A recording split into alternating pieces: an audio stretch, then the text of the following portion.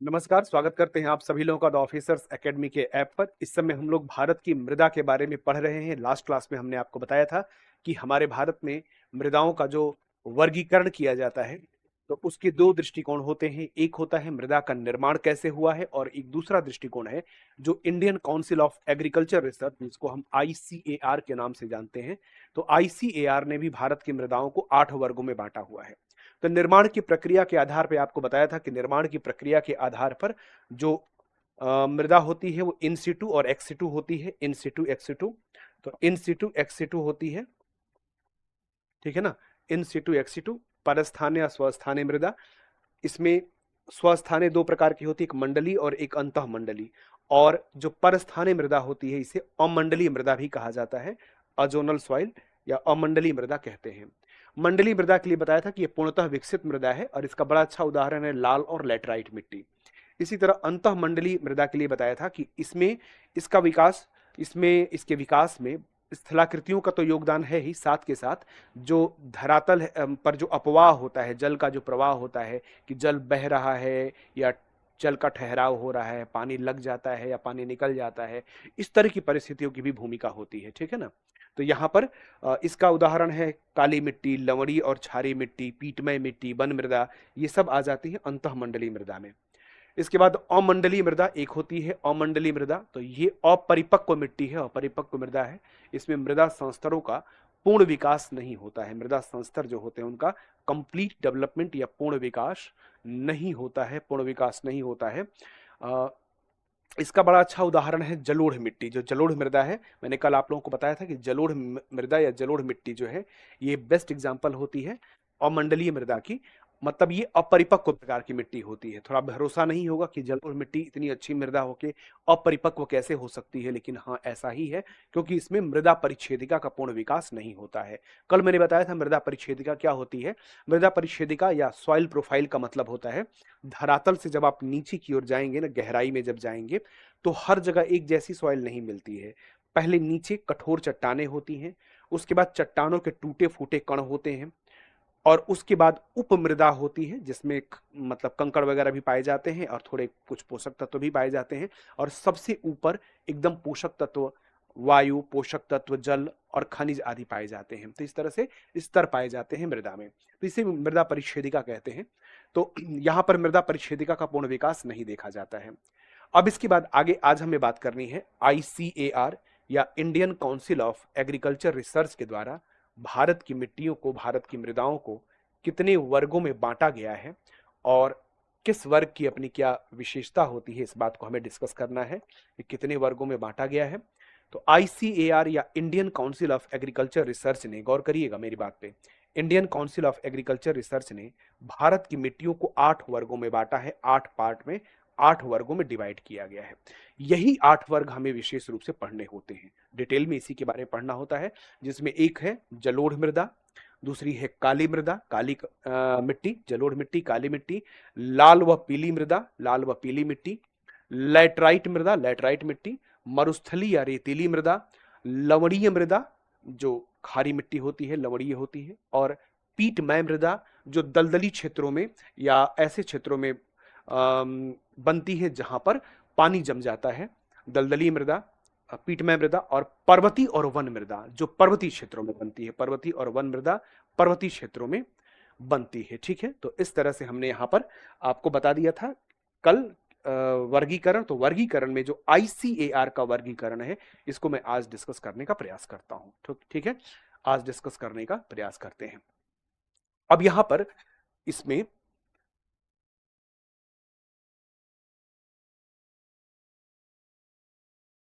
एक बार मैप का सहारा लेते हैं और मैप पर पहले यह समझने का प्रयास किया जाए, एक बार मैप पर समझने का प्रयास किया जाए कि कौन सी मिट्टी कहां पर है, किस जगह पे कौन सी मृदा है। गौर करिए यहां पर देखिए, सबसे पहले हम लोग यहां पर जलोढ़ मृदा की बात करते हैं। ध्यान दीजिएगा जलोढ़ मिट्टी कहां पर है।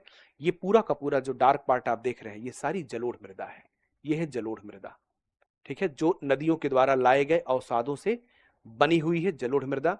ये जलोढ़ मृदा आपको पूरे उत्तर भारत के मैदान में, असम घाटी में, और यहां पर राजस्थान के पूर्वी भाग और थोड़ा गुजरात में भी देखने को मिलती है। इसके अतिरिक्त जो तटवर्ती भाग है, यहाँ तटवर्ती भाग में भी जलोढ़ मृदा पाई जाती है, जलोढ़ मिट्टी। भारत में सबसे ज्यादा यही जलोढ़ मिट्टी विकसित है, सबसे ज्यादा क्षेत्रों में जलोढ़ मिट्टी ही पाई जाती है, ठीक है ना। तो इस तरह से जलोढ़ मृदा। अब इसके बाद जलोढ़ मृदा के बाद यहाँ पर काली मृदा या काली मिट्टी आप देख सकते हैं, ये जो पूरा का पूरा एरिया है ये ब्लैक सॉइल का एरिया है, ये काली मृदा का क्षेत्र है। तो इस तरह से काली मृदा, यहाँ पर विशेष रूप से दक्कन के पठार पर काली मिट्टी पाई जाती है, दक्कन के पठार पर पाई जाती है काली मिट्टी। और जहां पर ये रेड कलर आपको दिखाई दे रहा है या पिंक जैसा जो कलर दिखाई देता है, ध्यान दीजिएगा, ये पूरा का पूरा जब हम लोग भारत की चट्टानों को पढ़ रहे थे तो उस समय बताया था कि यहां पर आर्कियन और नीस और शिष्ट प्रकार की चट्टानें पाई जाती हैं। वही नीस और शिष्ट प्रकार की जो चट्टानें हैं, उन्हीं के टूटने फूटने से लाल मिट्टी का निर्माण हुआ है। तो आप देख सकते हैं कि ये जो जो भी पूरा एरिया आप देख पा रहे हैं, जो भारत के दक्षिणी भाग में आपको देखने को मिल रहा है, ये दक्षिणी भाग और पूर्वी भाग में ये है लाल मृदा। यहाँ पर लाल मृदा या लाल मिट्टी देखने को मिलती है, और ये मिट्टी आपको बिहार के दक्षिणी भाग में भी देखने को मिलेगी। तो ये है लाल मिट्टी, लाल मृदा। यहाँ पर लाल प्रकार की मिट्टी पाई जाती है, लाल मृदा पाई जाती है। इसके बाद गौर करिएगा, ये पूरा का पूरा एरिया जो उत्तर पूर्वी भारत का एरिया है, ये भी लाल मृदा का क्षेत्र है। यहाँ पर भी लाल मृदा पाई जाती है, ठीक है, यहाँ पर भी लाल मृदा पाई जाती है। तो ये लाल मिट्टी का क्षेत्र है, ठीक है, लाल मिट्टी का क्षेत्र है। तो अब इस तरह से एज यूजुअल कुछ प्रश्न जो हर दिन आते रहते हैं, उसमें से एक प्रश्न आ रहा है कि सर और कितने दिन क्लास चलेगी। लगभग 10 दिन और चलेगी, ठीक है, एक दो दिन इधर उधर हो सकता है, लगभग लगभग 10 दिन और क्लास चलेगी, ठीक है ना। उसके बाद ऑलमोस्ट हम लोग कंप्लीट करने की कंडीशन में हो जाएंगे, एक आध दिन इधर उधर हो सकता है, लेकिन लगभग 10 दिन और क्लास चलेगी, इतने में हम लोग कर ले जाएंगे सारी चीजों को। चलिए, काली मृदा हो गया, लाल मृदा ये पूरा, और यहां पर भी लाल मृदा पाई जाती है। अब इसके बाद लाल मिट्टी के बाद एक लैटराइट प्रकार की मिट्टी होती है, गौर करिएगा, लैटराइट मिट्टी। लैटराइट मिट्टी लाल मिट्टी के ऊपर ही बनती है।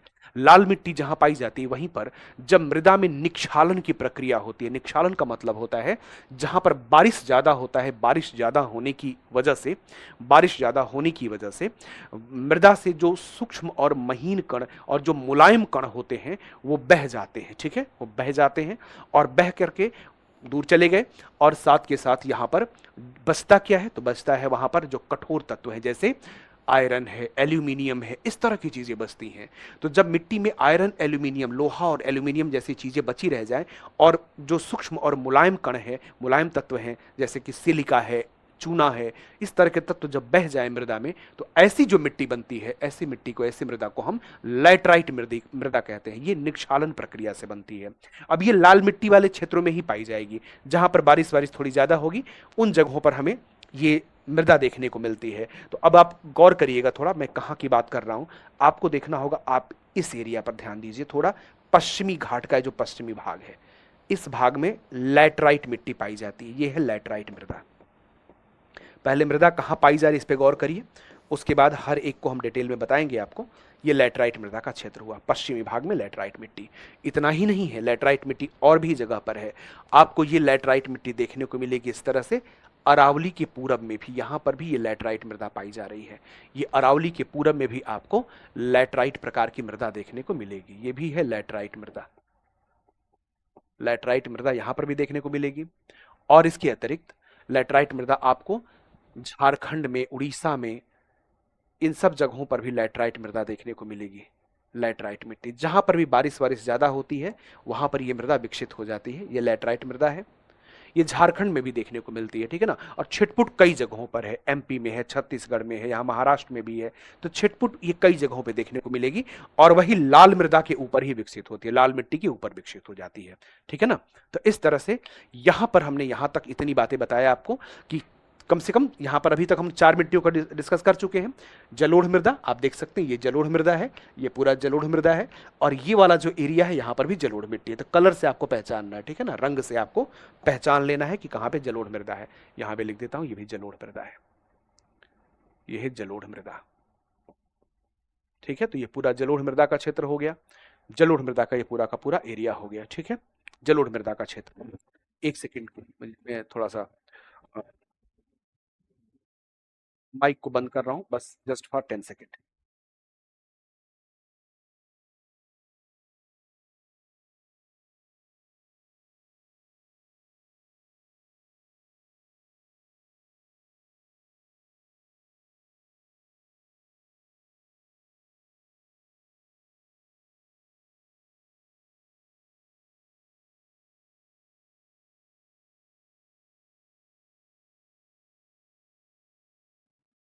चलिए ठीक है, तो ये जलोढ़ मृदा का पूरा क्षेत्र हो गया, यहां भी जलोढ़ मृदा है। अब इसके बाद लैटराइट की हम लोग बात कर लिए, लैटराइट मिट्टी। अब इसके बाद आप गौर करिए, हमने क्या क्या आपको बताया है मृदा में, थोड़ा सा देखते रह चलेंगे हम लोग, और पहले मैप पर भी देखना है। हमने डिस्कस किया है लैटराइट मिट्टी, उसके बाद मरुस्थलीय रेतीली मिट्टी, लवणीय मृदा, पीटमय मृदा और पर्वतीय मृदा, ठीक है। तो अब इसके बाद गौर करेंगे, यहां पर ये जो पूरा पश्चिमी एरिया है, इस तरह से राजस्थान का पश्चिमी भाग, गुजरात का उत्तरी भाग, आप देख सकते हैं यहां पर ये जो पूरा एरिया है, ये है रेतीली मिट्टी का,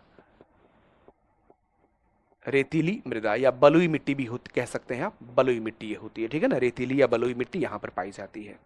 इसके अलावा मतलब ये रेतीली मिट्टी या शुष्क मृदा भी आप कह सकते हैं, रेगिस्तानी मृदा कह सकते हैं, इस तरह के इसके नाम होते हैं।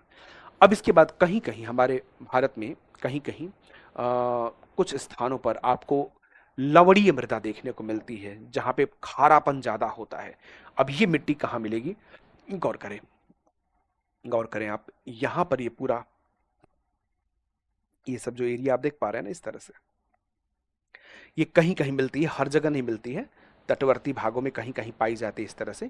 तो ये है लवणीय मृदा, खारी होती है, खारी मिट्टी या लवणीय मृदा इसको बोलते हैं, लवणीय मृदा होती है। इसमें खारापन होता है, क्यों होता है मैं आगे बता दूंगा आपको। ये लवणीय मृदा है। अब जितना इसमें दिखाया है उतना ही नहीं है, और भी है, लेकिन मैं बस मुख्य मुख्य आपको हाईलाइट कर देता हूं, बाकी आगे हम डिस्कस करेंगे डिटेल में। ये लवणीय मृदा है। और इसके बाद ये पर्वतीय क्षेत्र है, तो पर्वतीय क्षेत्र में ये पूरी की पूरी पर्वतीय मृदा मानी जाती है। आप देख सकते हैं ये पर्वतीय मृदा है, ये पर्वतीय मृदा है, पर्वतीय क्षेत्र में पर्वतीय मिट्टी होती है। यहां पर ये सब पर्वतीय मृदा है। और इस चीज को आप ऐसे भी समझ सकते हैं, यहां पर जो ये जो बॉक्स में जो कलर और नाम लिखा गया है, इससे भी आप समझ सकते हैं, इससे भी आपको समझने में कोई दिक्कत नहीं है। अब इसके बाद एक आती है पीटमय मृदा, पीटमय मिट्टी। पीटमय मृदा जो पाई जाती है जहां पानी वानी लगता हो, जैसे कि पश्चिम बंगाल का क्षेत्र, जैसे कि उत्तरी बिहार में भी पाई जाती है, ठीक है ना, उत्तरी बिहार में भी पाई जाती है, ध्यान रखिएगा, उत्तरी बिहार में भी पाई जाती है। तो इस जगह पर यह पीटमय मृदा है, ये पीटमय मृदा है। इसके अतिरिक्त यहां पर भी केरल में भी पीटमय मृदा पाई जाती है, पीटमय मृदा है। उत्तरी बिहार में भी पाई जाती है ये मिट्टी, यहां बनाया नहीं बट पाई जाती है, हम आगे बात कर लेंगे इसके बारे में। तो ये सब पीटमय मृदा का क्षेत्र है। तो अब इस तरह से आपको मुख्य मुख्य कौन सी मृदा कहां पाई जाती है इसको हमने बता दिया मैप के ऊपर। अब इसको थोड़ा सा डिटेल में बात करते हैं। सबसे पहले हम लोग जलोढ़ मृदा से शुरुआत करते हैं। सबसे पहली शुरुआत हम लोग जलोढ़ मिट्टी से करेंगे, जलोढ़ मृदा से हम पहली शुरुआत करेंगे।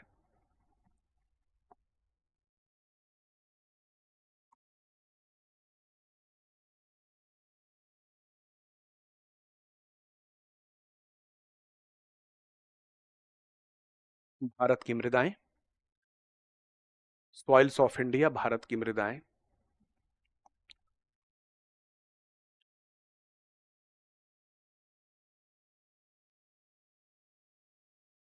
सबसे पहले जलोढ़ मिट्टी, ठीक है, पहले समझो। तुम लोग का बार बार रहता है लिख के पढ़ाओ, मैं भी लिख के नहीं पढ़ाऊंगा तो मुझे भी संतोष नहीं मिलता है, कोई बात नहीं है। जब आप लोग परेशान करने लगते हो ना, तो लगता है कि बस थोड़ा सा कुछ ऐसा करें कि थोड़ा जल्दी हो जाए, लेकिन लिख करके पढ़ाने में जल्दी नहीं हो सकता है ना। सारा टॉपिक लिख करके पढ़ाएं तो तेज नहीं हो सकता है। चलिए, जलोढ़ मृदा, ये पूरा यहां पर भी आप देख सकते हैं, ये भी जलोढ़ मृदा है।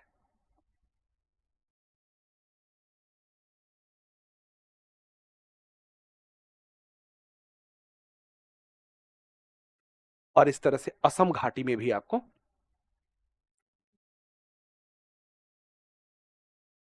जलोढ़ मृदा देखने को मिलेगी, पश्चिम बंगाल में भी है जलोढ़ मृदा। तो सबसे पहली हेडिंग हम करते हैं जलोढ़ मृदा की।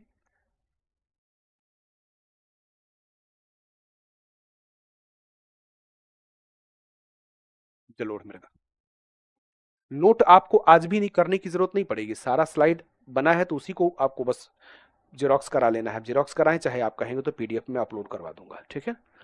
तो उसमें कोई दिक्कत नहीं है, पीडीएफ आपके पास जाएगा, पीडीएफ से आप जेरोक्स करा लीजिए, यही या तो ये वाला पीडीएफ आपको सीधे सीधे अपलोड हो जाएगा, ये वाला नोट नहीं करना है, बट आपके समझने के लिए आप लोग का रहता है कि नहीं लिख करके बताइए, तो मैं लिख के बता रहा हूँ, ठीक है। चलिए, आपको लिखने की ज्यादा जरूरत नहीं है, उसी से आप जेरोक्स कराइए। अब यहां पर जलोढ़ मिट्टी, जलोढ़ मृदा कहने का मतलब क्या है? जलोढ़ मिट्टी वो मिट्टी होती है या वो मृदा होती है जो नदियों के द्वारा लाए गए अवसादों के जमने से बनती है। जलोढ़ मतलब जल के द्वारा लाए गए अवसाद, तो नदियों के द्वारा लाए गए अवसादों के जमाव से इसका निर्माण होता है। अब बात आती है कि ये मिट्टी पाई कहाँ जाएगी, कहाँ मिल सकती है? तो जहां पर नदियों ने जहां अवसादों को जमा किया है, ठीक है ना, जहां नदियों ने अवसादों को जमा किया है वहीं पर ये मिट्टी पाई जाएगी। जिस जगह पे नदियों ने अवसादों को जमा किया है, तो नदियों ने पूरे मध्य भारत के मैदान में इन अवसादों को जमा किया है, असम घाटी में किया है, पश्चिम बंगाल में यहाँ पर, और गुजरात का ये वाला जो भाग है यहाँ पर भी जलोढ़ मिट्टी पाई जाती है। साथ के साथ तटवर्ती मैदानों में भी जलोढ़ मिट्टी पाई जाती है। जो तटवर्ती मैदान है यहाँ पर भी जलोढ़ मिट्टी पाई जाती है। गौर करिए इस पे, जो तटवर्ती मैदान है यहाँ भी जलोढ़ मिट्टी पाई जाएगी, ठीक है ना, क्योंकि तट के पास नदियों के द्वारा लाए गए अवसाद जमा होते हैं, तो यहां पर भी जलोढ़ मृदा देखने को मिलेगी। तट के निकट पश्चिमी तट पर भी जलोढ़ मृदा देखने को मिलेगी। तो जल के द्वारा लाए गए अवसाद जहां पर जमे हैं वहां पर ये जलोढ़ मृदा देखने को मिलती है। लेकिन आप गौर करिएगा, मैंने चारों तरफ लिख तो दिया, लेकिन आप कंफ्यूज मत कर जाना, कलर से पहचान लेना, ठीक है ना।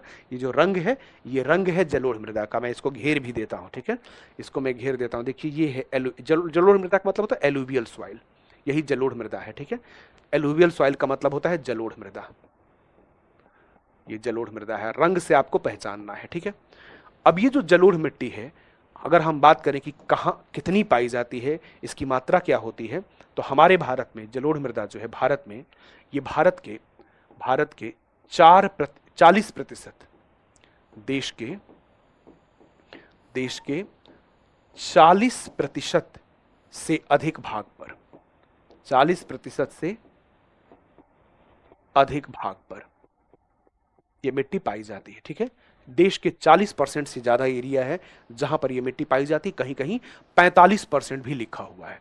तो अगर पूछा जाए कि सबसे ज्यादा कौन सी मिट्टी पाई जाती है भारत में, तो आप हमेशा बताइए कि जलोढ़ मृदा जो है ये हमारे भारत में सर्वाधिक पाई जाती है, मतलब सर्वाधिक क्षेत्र पर यही मृदा पाई जाती है।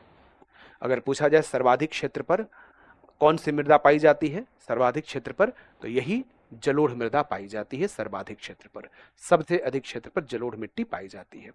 नाम से समझ में आ रहा है कि नदियों के द्वारा लाए गए अवसादों के जमने से इसका निर्माण हुआ है। अब इसका निर्माण तो नदियों के द्वारा लाए गए अवसादों से हुआ है, बट ये मिट्टी पाई कहाँ जाती है, किस जगह पर इसका विस्तार है, किस जगह पर ये मिट्टी पाई जा रही है, तो गौर करेंगे कि ये जो मिट्टी है ये उत्तर के मैदान में पाई जाती है, उत्तर के मैदान में पाई जाती है, उत्तर के मैदान में पाई जाती है। ये मिट्टी आपको गुजरात में भी देखने को मिलेगी, ये मिट्टी गुजरात में भी देखने को मिलेगी। ये मृदा आपको राजस्थान में भी देखने को मिलेगी, विशेष रूप से उत्तरी राजस्थान का जो भाग है, तो उत्तरी राजस्थान में भी देखने को मिलेगी। ये मृदा आपको उत्तर के मैदान में राजस्थान में तटवर्ती जो भाग है, तटवर्ती मैदान में भी ये मिट्टी देखने को मिलेगी। और साथ के साथ ये मिट्टी नदी घाटियों में भी देखने को मिलेगी। कहां पर, तो नदी घाटियों में भी ये मृदा, नदी घाटियों में भी ये मिट्टी पाई जाती है। तो किन किन जगहों पर ये मिट्टी पाई जाती है, आपने देखा कि उत्तर के मैदान में पूरा, अब उत्तर के मैदान का मतलब असम घाटी भी उसी में आ जाता है। उत्तर का मैदान पंजाब हरियाणा, उत्तर प्रदेश, बिहार, पश्चिम बंगाल, असम घाटी, सारा उत्तर का मैदान का क्षेत्र है। अब इसके बाद किसी भी मिट्टी की जब हम बात करते हैं तो इसमें यह ध्यान रखना होता है कि इसमें मिलता क्या है और कमी किस चीज की होती है, क्या पाया जाता है, क्या कम होता है। इसमें ये बार बार प्रश्न आता रहता है कि क्या मिलता है और क्या नहीं मिलता है। ऐसे प्रश्न पूछे जाते हैं कि क्या मिलता है और क्या नहीं मिलता है, तो इसको गौर करिएगा, क्या मिलता है और क्या नहीं मिलता है, ऐसे प्रश्न आते रहते हैं, ठीक है ना। तो क्या मिलता है, क्या नहीं मिलता है, ऐसे प्रश्न पूछे जाते हैं, ठीक है। तो हम लोग भी इस बात की को थोड़ा सा समझ लेते हैं कि क्या मिलता है और क्या नहीं मिलता है, तो इसमें किस चीज की उपलब्धता है और किस चीज की कमी है, ठीक है। उपलब्धता इसमें किस चीज की है, तो ध्यान दीजिएगा, ये मृदा ऐसी मृदा है जिसमें चूना और पोटास मिलता है। अगर पूछा जाए क्या पाया जाता है, तो आप बताइएगा कि चूना और पोटास इसमें मिलता है, चूना पोटास इसमें पाया जाता है। कहीं कहीं इसमें जीवांश भी मिलता है, जीव जंतुओं का जो अंश, पेड़ पौधों के थोड़े बहुत अंश इसमें मिल जाते हैं, लेकिन जीवांश पर्याप्त नहीं है। जीवांश पर्याप्त नहीं है इसमें, ठीक है ना, जीवांश इसमें पर्याप्त नहीं है। तो इस तरह से अब यहां पर उपलब्धता इसकी, इसमें क्या मिलता है, उपलब्धता में कौन कौन सी चीज पाई जाती है, तो चूना पोटास मिलता है, जीवांश भी मिलता है बट कम मिलता है। पोटास, एक चीज गौर करना, अगर कभी पूछा जाए कि हमारे भारत में कौन सा उर्वरक उत्पादित नहीं होता है या कौन सा उर्वरक भारत में उत्पादन नहीं होता है किस चीज का, तो आप हमेशा बताएंगे पोटास का। पोटास भारत में उत्पादित नहीं होता है, पोटास को हम आयात करते हैं, इसका इंपोर्ट करना पड़ता है। मतलब पोटास के लिए हम पूरी तरह से आयात पर निर्भर हैं। ये पूछा जाता है कि हम किस उर्वरक के लिए आयात पर निर्भर हैं, आप इस बात को गौर करिएगा। पोटास जो है ना, पोटास, इसके लिए हम आयात पर निर्भर हैं। इसके लिए देश आयात पर निर्भर है। देश किस पर निर्भर है, तो ये आयात पर निर्भर है।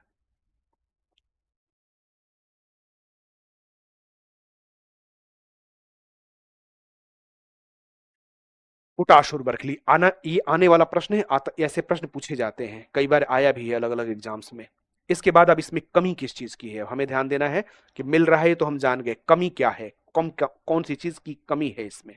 तो इसमें कमी होती है नाइट्रोजन की, इसमें कमी होती है फास्फोरस की, इसमें कमी होती है नाइट्रोजन और फास्फोरस की कमी होती है, विशेष रूप से नाइट्रोजन और फास्फोरस इसमें कम होता है।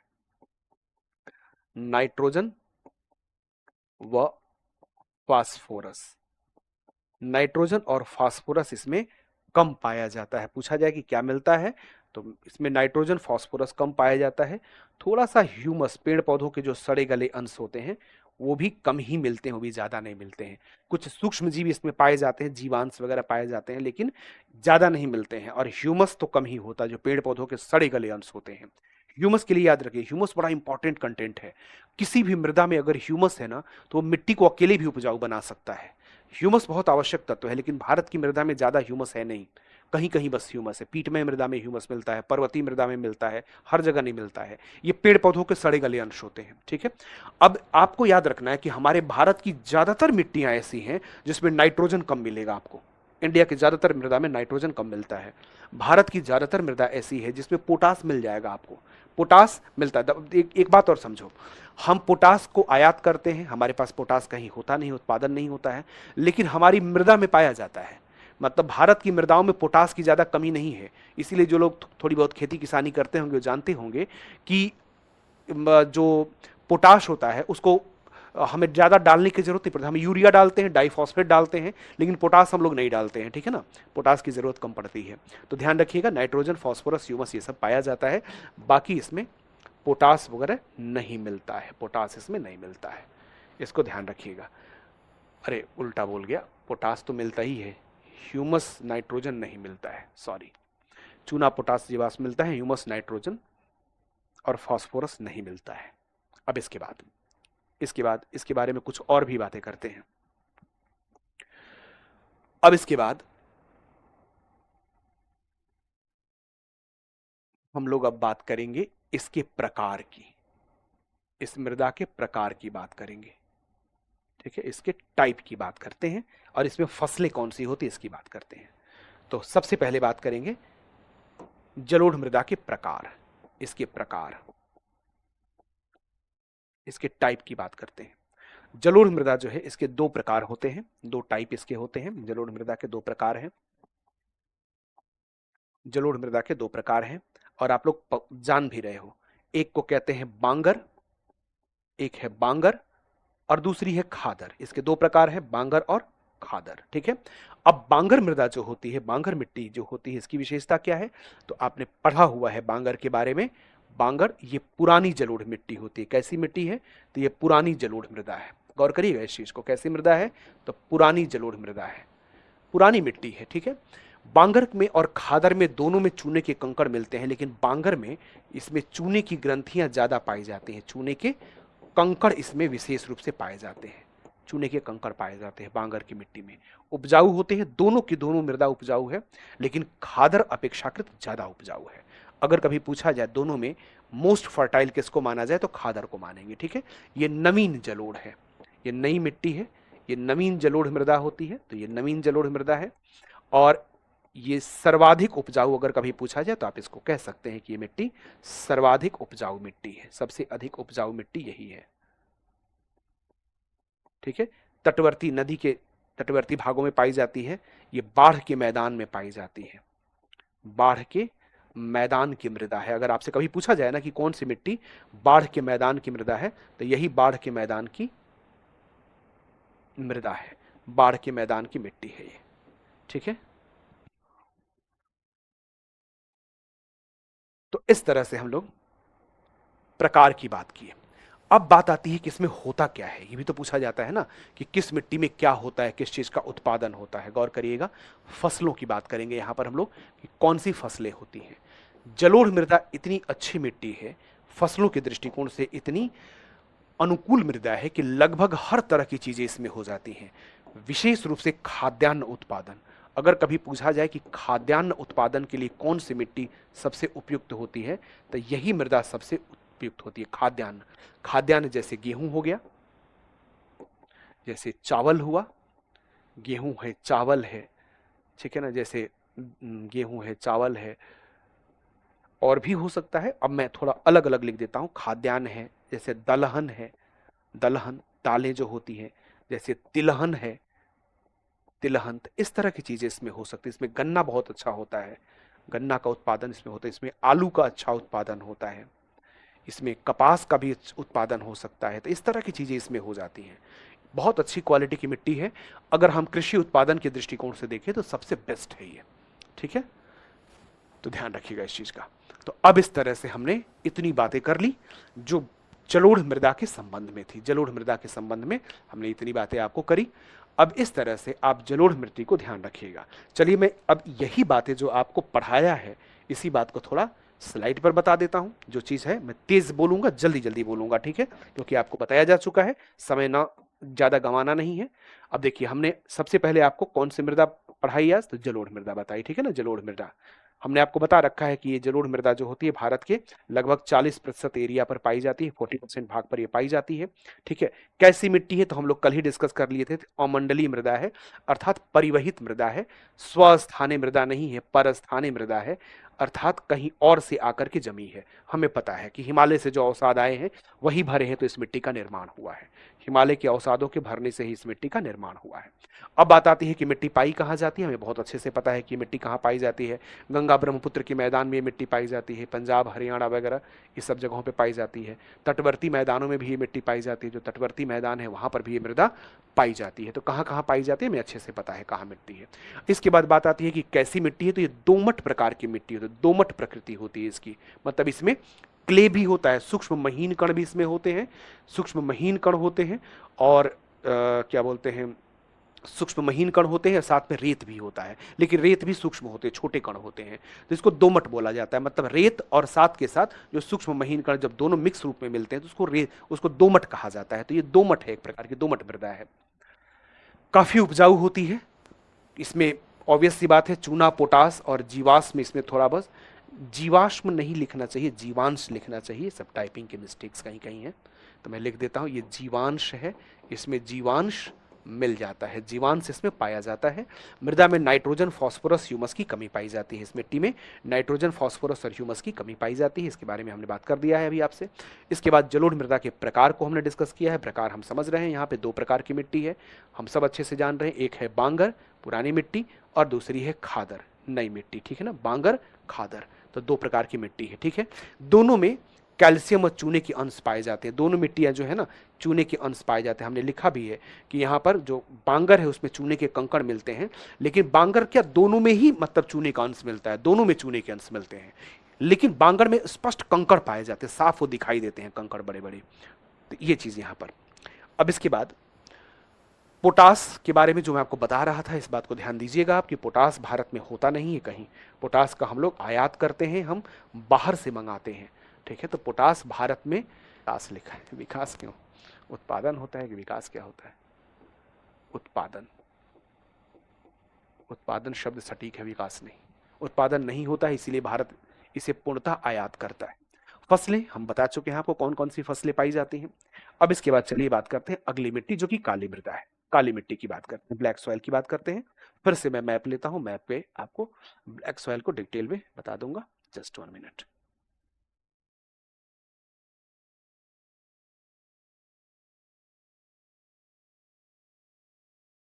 पहले काली मृदा को हम मैप के ऊपर देखते हैं कहां कहां पाई जाती है, गौर करिएगा। काली मृदा जो है यहां पर मालवा का पठार है, ये पूरी काली मृदा का क्षेत्र है, काली मृदा है ये। इस तरह से ये काली मिट्टी है, काली मृदा है। अब ये काली मृदा कहाँ हम पहचानेंगे कैसे, देखिएगा। ये जो रंग आपको जहां मिलेगा वो ब्लैक सॉइल या काली मृदा का क्षेत्र है। यहाँ पर ये ब्लैक सॉइल का एरिया, मतलब ये रीजन होगा जहां पर ये रंग मिलेगा, यहाँ पर ये काली मृदा का क्षेत्र होगा।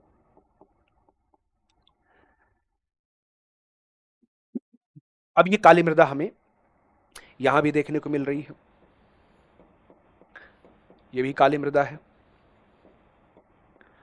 आपको काली मृदा तमिलनाडु में भी देखने को मिलेगी, जो कोयम्बटूर का पठार है ना, यहां पर भी काली मिट्टी पाई जाती है, कोयम्बटूर के पठार पर। लेकिन कहां कहां मुख्य रूप से पाई जाएगी काली मिट्टी, तो आपको ये दक्कन पठार पर मिलेगी। इस तरह से ये दक्कन पठार है। दक्कन पठार तो बना ही है लावा के जमने से, तो यहां मिलना ही है। यहां मालवा का पठार है, इस मालवा पठार पर भी ये मिट्टी पाई जाती है। काली मिट्टी कहां पाई जाती है, तो मालवा पठार पर भी पाई जाती है। और गुजरात में तो पाई ही जाती है, गुजरात में भी ये मिट्टी पाई जाती है। तो अगर पूछा जाए कि काली मिट्टी कहाँ मिलती है, तो समझिए बात को। काली मिट्टी आपको दक्कन के पठार पे मिल रही है। मध्य प्रदेश में राजस्थान का जो मालवा का पठार है, यहाँ पर मालवा पठार पर भी मिल रही है। और इसके बाद यहाँ पर गुजरात है, गुजरात में भी काली मिट्टी पाई जा रही है। इसके साथ साथ गौर करिएगा, यहाँ पर आपको उत्तरी कर्नाटक, यहाँ कर्नाटक राज्य है ना, तो कर्नाटक में भी काली मिट्टी मिल रही है। और थोड़ा तेलंगाना में भी काली मिट्टी मिल रही है। तो काली मिट्टी तेलंगाना में भी है, उत्तरी कर्नाटक में भी है, महाराष्ट्र में तो है ही, मध्य प्रदेश में भी है, और यहाँ पर गुजरात राज्य में भी काली मिट्टी पाई जाती है।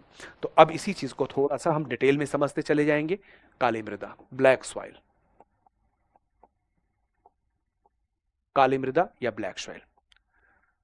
काली मिट्टी बनी कैसे, सबसे पहला बिंदु तो यही है कि बनी कैसे है।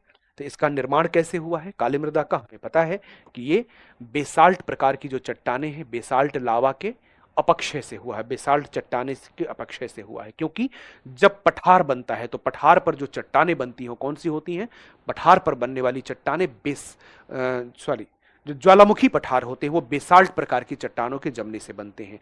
बेसाल्ट और डायोराइट दो प्रकार के जो लावा होते हैं, बेसाल्ट डायोराइट, ये लावा जब जमते हैं तो पठारों का निर्माण होता है। और जब ग्रेनाइटिक लावा जमता है तो उसे चोटियां बन जाती हैं, ठीक है ना, उससे थोड़ी ऊंचाई ज्यादा हो जाती है। या ग्रेनाइट एक्चुअली क्या है कि ये अंतर्वेधी चट्टान है, धरती के नीचे ज्यादा पाई जाती है।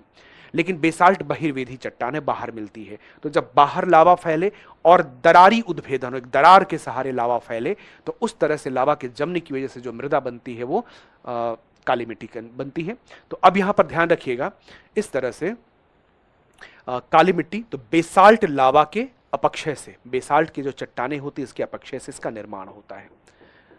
बेसाल्ट शैलों के, बेसाल्ट जो चट्टानें हैं, शैल मतलब चट्टान, अपक्षय से, अपक्षय मतलब टूटना फूटना, अपक्षय से बनी है, ठीक है ना, अपक्षय से, बेसाल्ट चट्टानों के अपक्षय से ये मृदा बनी हुई है, बेसाल्ट चट्टानों के अपक्षय से बनी हुई है। अब बात आती है कि ये जो मिट्टी है, जो काली मिट्टी है, इसे दूसरा भी नाम देते हैं, इसे काली कपास मृदा भी कहा जाता है। इसे काली कपास मृदा भी कहते हैं क्योंकि कपास का उत्पादन इसमें अच्छा होता है, इसे काली कपास मृदा भी कहते हैं। और इसी को एक दूसरा नाम देते हैं, इसको रेगुर भी कहा जाता है, रेगुर। रेगुर क्यों कहते हैं, इसके पीछे दो मत हैं। कुछ वैज्ञानिक मानते हैं कि, मतलब कुछ जियोलॉजिस्ट कहते हैं कि रेगुर इसलिए कहा जाता है कि एक लैटिन भाषा का शब्द है, उससे मिलता जुलता शब्द है ये। और दूसरा मत ये है कि तेलुगु भाषा में एक रेगुलाटा वर्ड है, तो उससे कुछ ये मैच करता है। रेगुलाटा तो लैटिन का है, रेगुलाटा लैटिन का है, और रेगुड़ा वर्ड है तेलुगु भाषा का, तो उससे मिलता जुलता शब्द है ये। जो भी हो, आप इतना याद रखें कि इसको काली कपास मृदा या रेगुर भी कहा जाता है। इसकी कुछ विशेषताएं होती हैं। जब ये सूखती है, जब ये सूखती है तो सूखने पर इसमें क्या होता है, इसमें दरारें बन जाती हैं, इसमें दरारें विकसित हो जाती हैं। जब दरारें विकसित हो जाती हैं, सूखेगी तो दरारें बनेंगी। जब दरारें बन जाती हैं तो इसमें जो केशिकाएं होती हैं वो टूट जाती हैं, जो केशिकाएं जो होती हैं वो खंडित हो जाती हैं, टूट जाती हैं, केशिकाएं खंडित हो जाती है। अब केशिकाएं क्या होती हैं जरूर समझ रहे होंगे आप लोग, साइंस तो पढ़ते ही हैं आप लोग, आपको पता भी है केशिका क्रिया होती है, केशिका क्रिया जरूर पता होगी आपको। केशिकाएं, कोई भी जमीन, कोई भी चीज अगर स्थिर होती है ना, तो उसमें पतली पतली ऐसे वेन्स बन जाती हैं, नलिकाएं बन जाती हैं, जिनके माध्यम से अंदर की जो नमी होती है बाहर की ओर ट्रांसपोर्ट कर जाती है, से बाहर निकल जाती है। ठीक है, तो यही केशिकाएं कहलाती हैं। तो जब भी ये मिट्टी सूखती है तो इसमें दरारें बनती हैं। दरारें जब बनती हैं तो इसमें पहली स्थिति क्या होती है, केशिकाएं खंडित हो जाती हैं। और दरारों की वजह से दूसरी स्थिति क्या होती है, दरारों के कारण एक स्थिति केशिकाएं खंडित हो गई, दूसरी स्थिति ये होती है कि दरारों की वजह से इसमें ऑक्सीजन वगैरह का परिवहन अच्छे से हो जाता है, अंदर तक ऑक्सीजन का परिवहन हो जाता है, इसमें खनिजों का भी और ऑक्सीजन का अच्छे से परिवहन हो जाता है। तो अब इसका हमें फायदा मिलता है। जैसे मिट्टी जब सूखेगी, दरार बनेगी, सूखने के बाद जब दरार बनेगी तो दरार के सहारे जो मृदा है, दरार बनेगी तो दरार के सहारे मृदा की जो केशिकाएं हैं वो टूट जाती हैं। इसके अलावा अंदर तक ऑक्सीजन वगैरह भी पहुंच जाता है। तो इससे हमारा जुताई का एक मकसद पूरा हो जाता है। खेतों में जुताई करने का एक उद्देश्य होता है कि उससे नमी बनी रहती है खेतों में, साथ के साथ ऑक्सीजन वगैरह भी अच्छे से ट्रांसपोर्ट कर जाता है, खनिजों का भी मिक्सअप हो जाता है, तो जुताई का एक मकसद पूरा हो जाता है।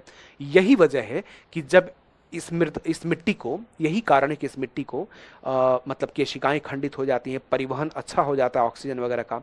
इसी वजह से इस मृदा को स्वतः जुताई की मिट्टी कहते हैं। इसको स्वतः जुताई वाली मृदा कहते हैं। स्वतः जुताई वाली मिट्टी या स्वतः जुताई वाली मृदा इसको कहा जाता है। अगर पूछा जाए कौन सी मृदा स्वतः जुताई वाली मिट्टी है, तो आप कहिएगा black soil, self ploughing soil, स्वतः जुताई की मिट्टी कहा जाता है। अब इस तरह से ध्यान रखिए, यहां पर स्वतः जुताई की मिट्टी ये है। अब ये स्वतः जुताई की मिट्टी है तो इसमें क्या हो रहा है, ऑक्सीजन का, और केशिकाएं खंडित हो गई। तो केशिकाएं जब खंडित हो जाती हैं तो अंदर नमी बची रह जाती है इस मिट्टी में, नमी इसमें समृद्ध, मतलब नमी इसमें बची रह जाती है। यही वजह है कि ये जो मिट्टी है, ये मिट्टी या ये मृदा जो है, ये मृदा जो है ये शुष्क कृषि के लिए बड़ी अच्छी हो जाती है। इसमें नमी धारण करने की क्षमता ज्यादा हो जाती है। इस मिट्टी में क्या होता है, काली मिट्टी जो होती है, तो काली मृदा में नमी धारण करने की क्षमता सर्वाधिक होती है। बड़ा इंपॉर्टेंट बिंदु है, पूछा जाता है।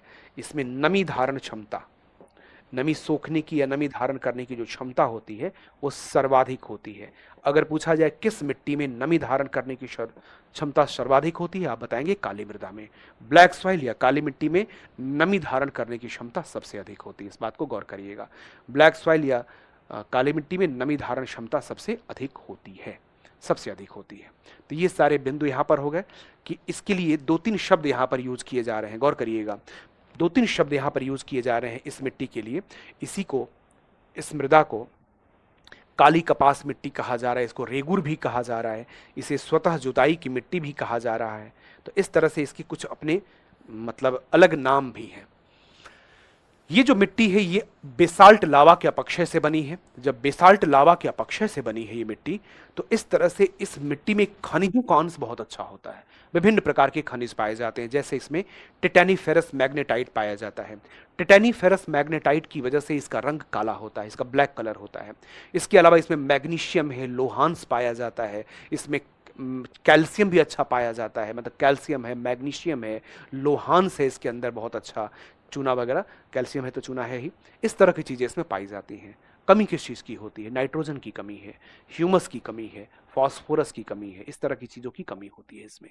ठीक है, और एक चीज और बड़ी महत्वपूर्ण बिंदु है जिसको आपको जानना चाहिए। जो काली कपास की मिट्टी है, इसे उष्ण कटिबंधीय, इस मृदा को एक विशेष नाम भी देते हैं, इसे उष्ण कटिबंधीय चरनोजम भी कहा जाता है। इस मिट्टी को उष्ण कटिबंधीय चरनोजम भी कहा जाता है। जो काली कपास मिट्टी है इसे उष्ण कटिबंधीय चरनोजम भी कहा जाता है। इसे उष्ण कटिबंधीय चरनोजम, इसे उष्ण कटिबंधीय चरनोजम भी कहते हैं। चरनोजम भी एक प्रकार की काली मिट्टी होती है, ब्लैक सॉइल होती है चरनोजम, ठीक है ना।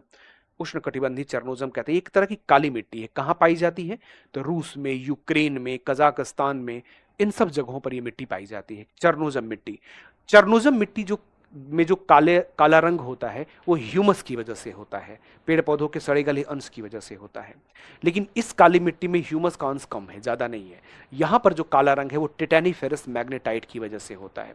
इस बात को भी जरूर हमें नोट करना चाहिए। लिख देता हूँ मैं कि इसमें जो काला रंग है इस मिट्टी का, रेगुर का या काले कपास मृदा का जो काला रंग है, तो इसका जो ब्लैक कलर है, इस काला रंग जो है ये किस वजह से है, तो आप जरूर याद रखें इस चीज को, ये है टिटैनीफेरस मैग्नेटाइट की वजह से। इसका जो ब्लैक कलर है ये है टिटैनीफेरस मैग्नेटाइट की वजह से। ये ब्लैक कलर इसका टिटैनीफेरस टिटैनीफेरस मैग्नेटाइट के कारण, मैग्नेटाइट टिटैनीफेरस मैग्नेटाइट के कारण इसका रंग जो है वो काला है। ठीक है, इस बात को ध्यान रखिएगा, ब्लैक कलर इसका टिटैनीफेरस मैग्नेटाइट की वजह से होता है। अब बात आती है कि काली मिट्टी में मिलता क्या है और इसमें कमी किस चीज की होती है और इसमें फसलें किस प्रकार की होती हैं। काली मृदा में क्या मिलता है, फसलें किस चीज की होती हैं, किस प्रकार की होती हैं। तो काली मृदा में गौर करिएगा, इसमें पाया क्या जाता है, तो काली मिट्टी में पाया जाता है लोहांश पाया जाता है, लोहांश मिलता है। इसमें मैग्नीशियम मिलता है, लोहांश पाया जाता है, इसमें मैग्नीशियम पाया जाता है। इसमें चूना पाया जाता है, चूना है तो कैल्शियम है, वही बात है, चूना या कैल्शियम, इस तरह की चीजें इसमें पाई जाती हैं, इस तरह की चीजें इसमें मिलती हैं। कमी किस चीज की होती है, काली, कैल्शियम, ये सब पाया जाता है, मिलता है। ठीक है, अब इसमें कमी किस चीज की है, सब ये तो सारी चीजें मिल रही हैं, इसमें कमी किस चीज की है, तो इसमें कमी होती है नाइट्रोजन की, इसमें कमी होती है ह्यूमस की, और इसमें कमी होती है फास्फोरस की।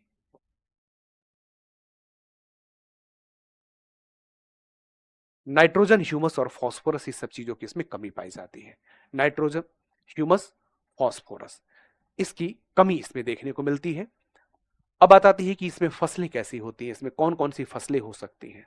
तो देखिए, हर मृदा विभिन्न प्रकार की फसलों के लिए जानी जाती है, अलग अलग फसलें होती हैं, लेकिन कुछ फसलें विशेष रूप से होती हैं। ठीक है ना, कुछ फसलें मृदा में, कुछ मृदाएं जो है वो अलग अलग फसलों के लिए विशेष रूप से जानी जाती है।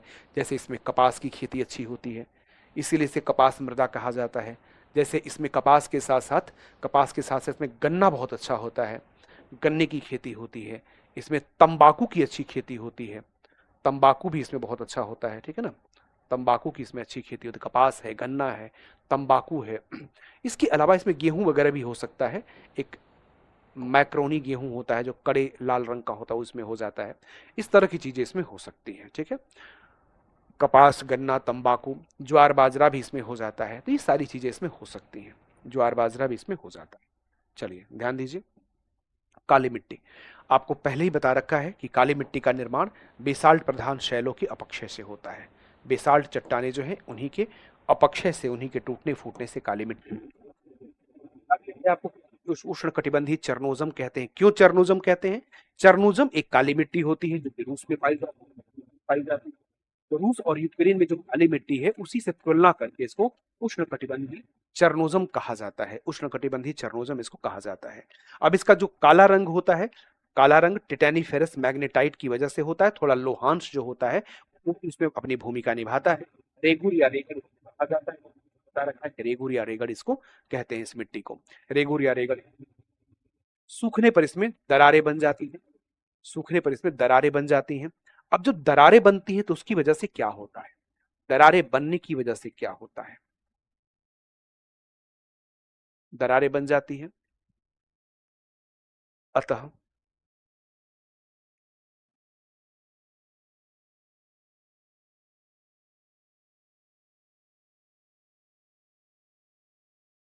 अतः क्या होता है, इसमें ऑक्सीजन का परिवहन पर्याप्त होता है। मृदा में बनने वाली केशिकाएं,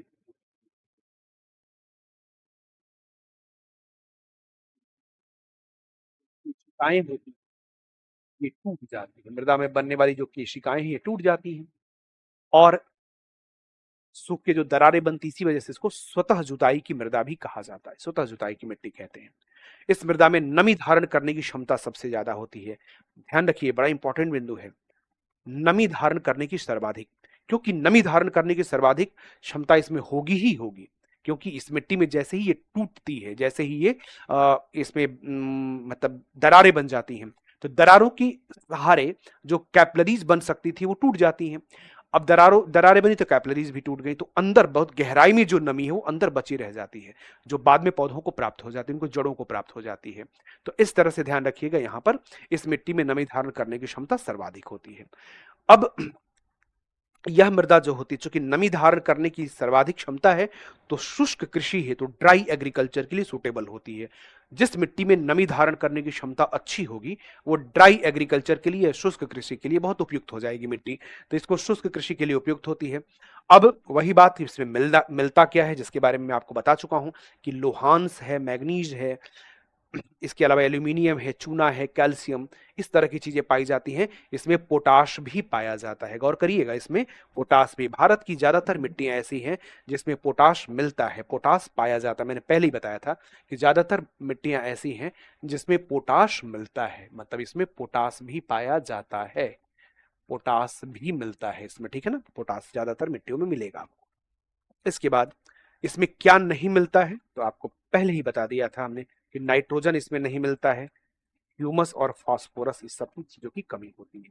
भारत की ज्यादातर मिट्टियां ऐसी ही है जिसमें नाइट्रोजन की कमी है, ज्यादातर मिट्टियां ऐसी हैं जिसमें नाइट्रोजन की कमी है,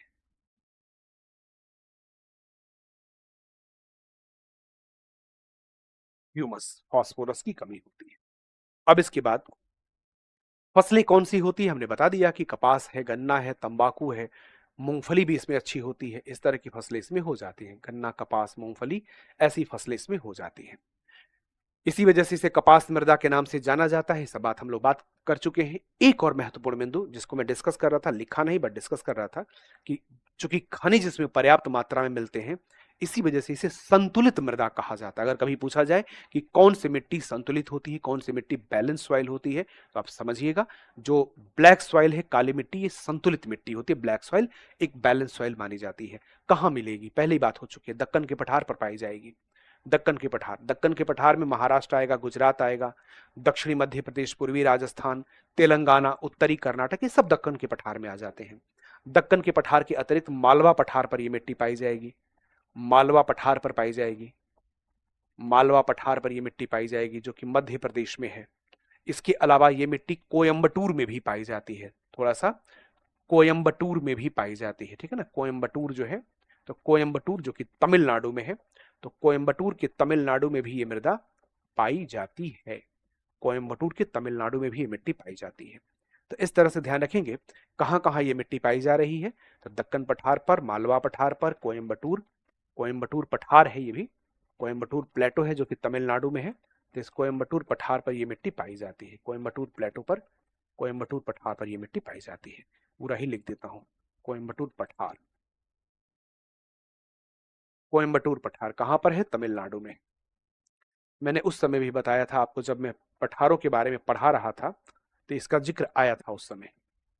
अब इसके बाद आगे है कि यह देश में 5 लाख वर्ग किलोमीटर से अधिक क्षेत्र पर फैली है। यह प्रश्न भी एक बार पूछा गया है कि कितने क्षेत्र पर पाई जाती है, तो लगभग 5 लाख वर्ग किलोमीटर पर यह पाई जाती है, 5 लाख वर्ग किलोमीटर क्षेत्र पर यह मिट्टी पाई जाती है, ये मिट्टी पाई जाती है। अब इसके आगे हम बढ़ेंगे तो इसके आगे आ जाती है लाल और पीली मिट्टी, इसके आगे आ जाती है लाल और पीली मृदा, रेड एंड येलो सॉइल, लाल व पीली मिट्टी, ठीक है, गौर करिएगा। हम बात करेंगे लाल व पीली मिट्टी की, लेकिन हमेशा पहले मैप के ऊपर समझेंगे तब आगे बात करेंगे। लाल व पीली मृदा,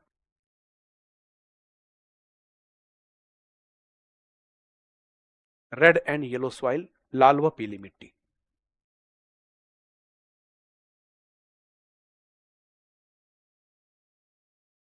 लाल व पीली मिट्टी, ठीक है। तो लाल व पीली मिट्टी के बारे में हम सबसे पहले मैप के ऊपर पहले डिस्कस कर लिया जाए, तब उसके बारे में हम डिटेल में जो लाइनें हैं उसको देख लेंगे, लेकिन पहले मैप के ऊपर तो डिस्कस कर ही लें एटलीस्ट।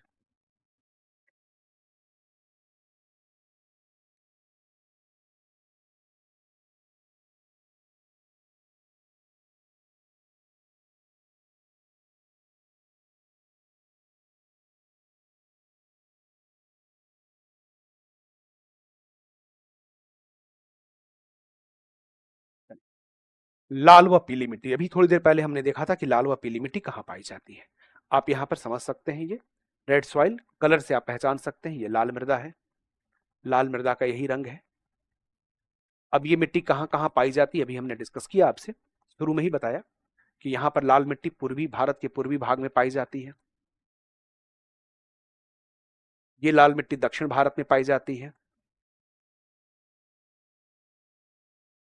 ये लाल मिट्टी उत्तर पूर्वी भारत में भी पाई जाती है।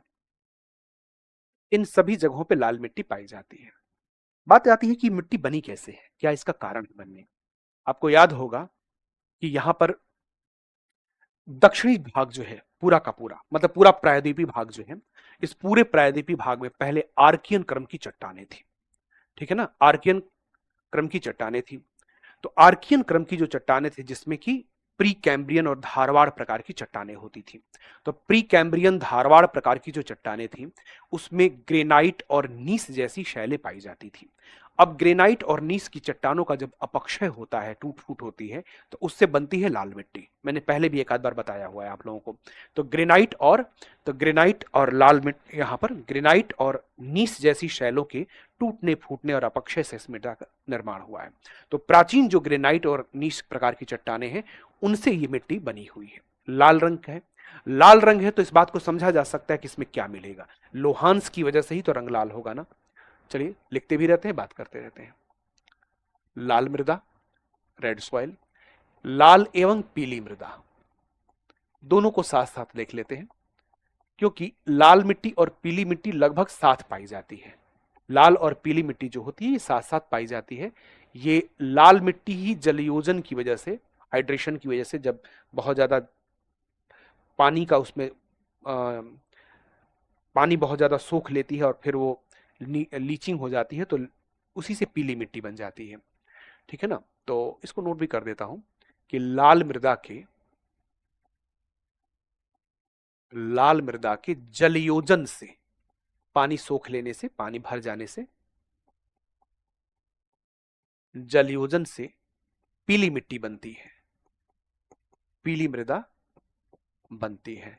तो इस बात को ध्यान रखिएगा कि पीली मिट्टी कैसे बनती है, लाल मृदा के जलयोजन से। अब बात आती है कि ये मिट्टी कहां पाई जाएगी, किस जगह पे पाई जाएगी।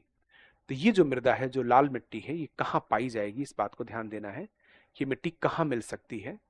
तो ये मिट्टी ग्रेनाइट और नीस प्रकार की जो शैलें जहां पर है वहीं पे पाई जाएगी। तो इस तरह से ये मिट्टी ग्रेनाइट और नीस, मतलब आर्कियन, ग्रेनाइट व नीस, आर्कियन ग्रेनाइट व नीस, आर्कियन ग्रेनाइट व नीस शैलों के अपक्षय से बनती है। आर्कियन ग्रेनाइट व नीस शैलों के अपक्षय से ये निर्मित होती है। ठीक है, ध्यान रखेंगे इस चीज का। अब इसके बाद आर्कियन ग्रेनाइट और नीस प्रकार की जब शैलें, प्राचीन शैलें जब अपक्षयित हुई हैं, टूटी फूटी हैं, तो इस मृदा का निर्माण हुआ है। तो अब इस मृदा में मिलेगा क्या, जब ऐसी कंडीशन होगी, ग्रेनाइट और नीस जैसी चट्टानों का जब अपक्षय होगा, तो इसके अपक्षय के बाद इसमें प्राप्त क्या होगा, आखिर इस मिट्टी में क्या मिलेगा, कौन से तत्व प्रधान होंगे इसमें, जो मुख्य रूप से इस मृदा में पाए जाएंगे। तो ग्रेनाइट और नीस जैसी शैलों के अपक्षय से ये बनी है, तो इस वजह से इस मृदा में मिलता क्या है, गौर करेंगे कि इसमें इसमें आ, कौन सा तत्व पाया जाता है, कौन सा तत्व उपलब्ध है इसमें। इसमें मुख्य रूप से इसमें मिलता है लोहा, लोहा पाया जाता है। इसमें एल्यूमिनियम भी मिलता है, इसमें एल्यूमिनियम भी मिलता है, लोहा है, एल्यूमिनियम, इसमें चूना भी मिलता है, और इसमें पोटाश भी मिलता है, ये सब मिलता है, पोटाश भी इसमें पाया जाता है। तो फिर बात आती है कि उपलब्ध तो ये सारी चीजें हैं, तो कमी क्या है, आखिर कम कौन सी चीज है, किस चीज की कमी है इस मृदा के अंदर। उपलब्धता तो हमने जान ली, कमी किस चीज की है।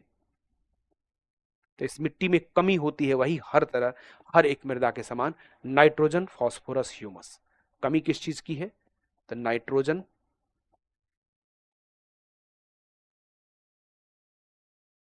फास्फोरस और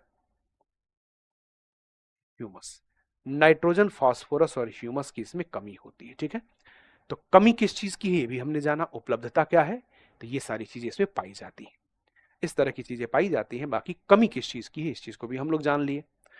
अब यहां पर लाल मिट्टी, लाल मिट्टी से पीली मिट्टी बनती है भी हम जान लिए।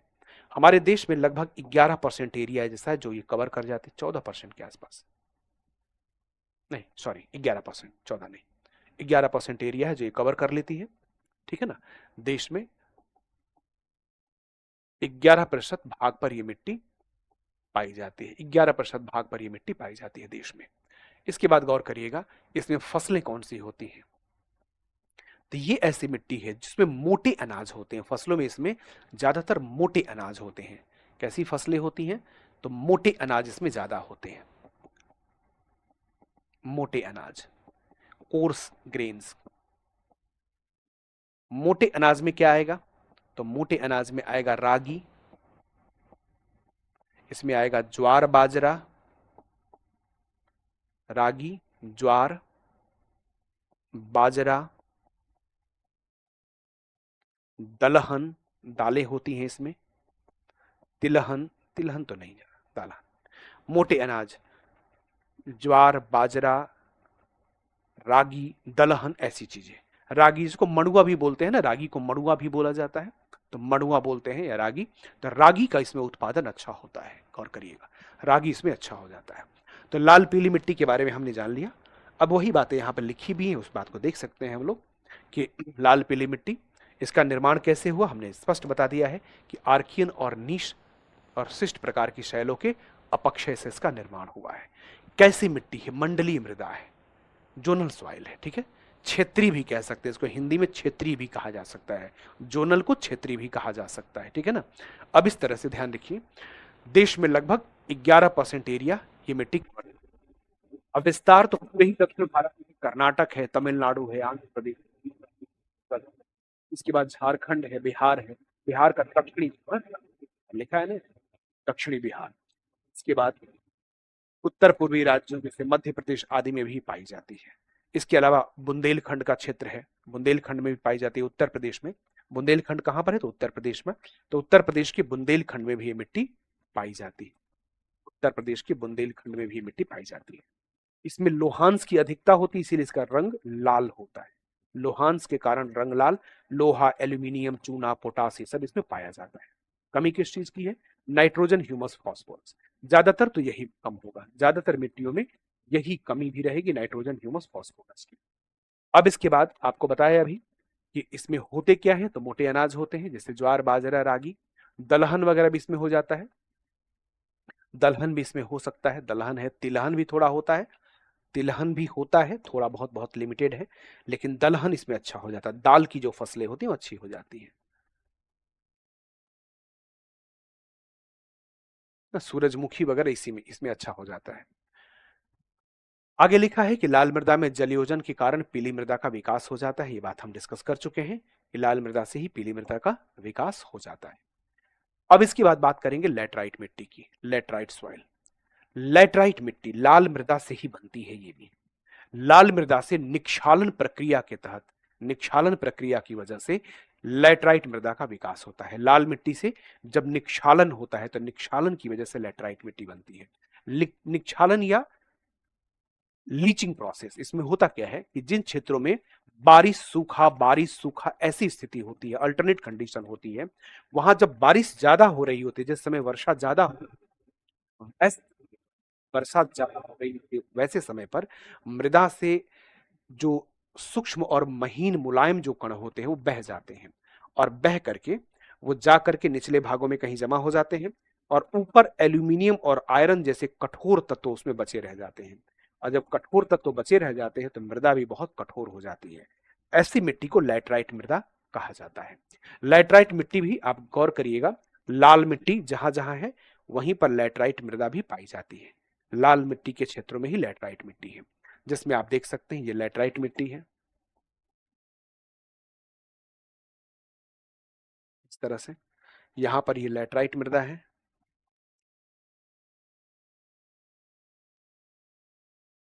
इस तरह से पश्चिमी घाट में भी लैटराइट मिट्टी पाई जाती है। यहाँ पर राजस्थान में भी अरावली के आसपास लैटराइट मिट्टी पाई जाती है। तो ये सारी मृदाएं लैटराइट प्रकार की मृदाएं हैं। ठीक है, लैटराइट लाल मिट्टी के ऊपर पाई जाती है, लाल मिट्टी के ही ऊपर पाई जाती है लैटराइट मृदा।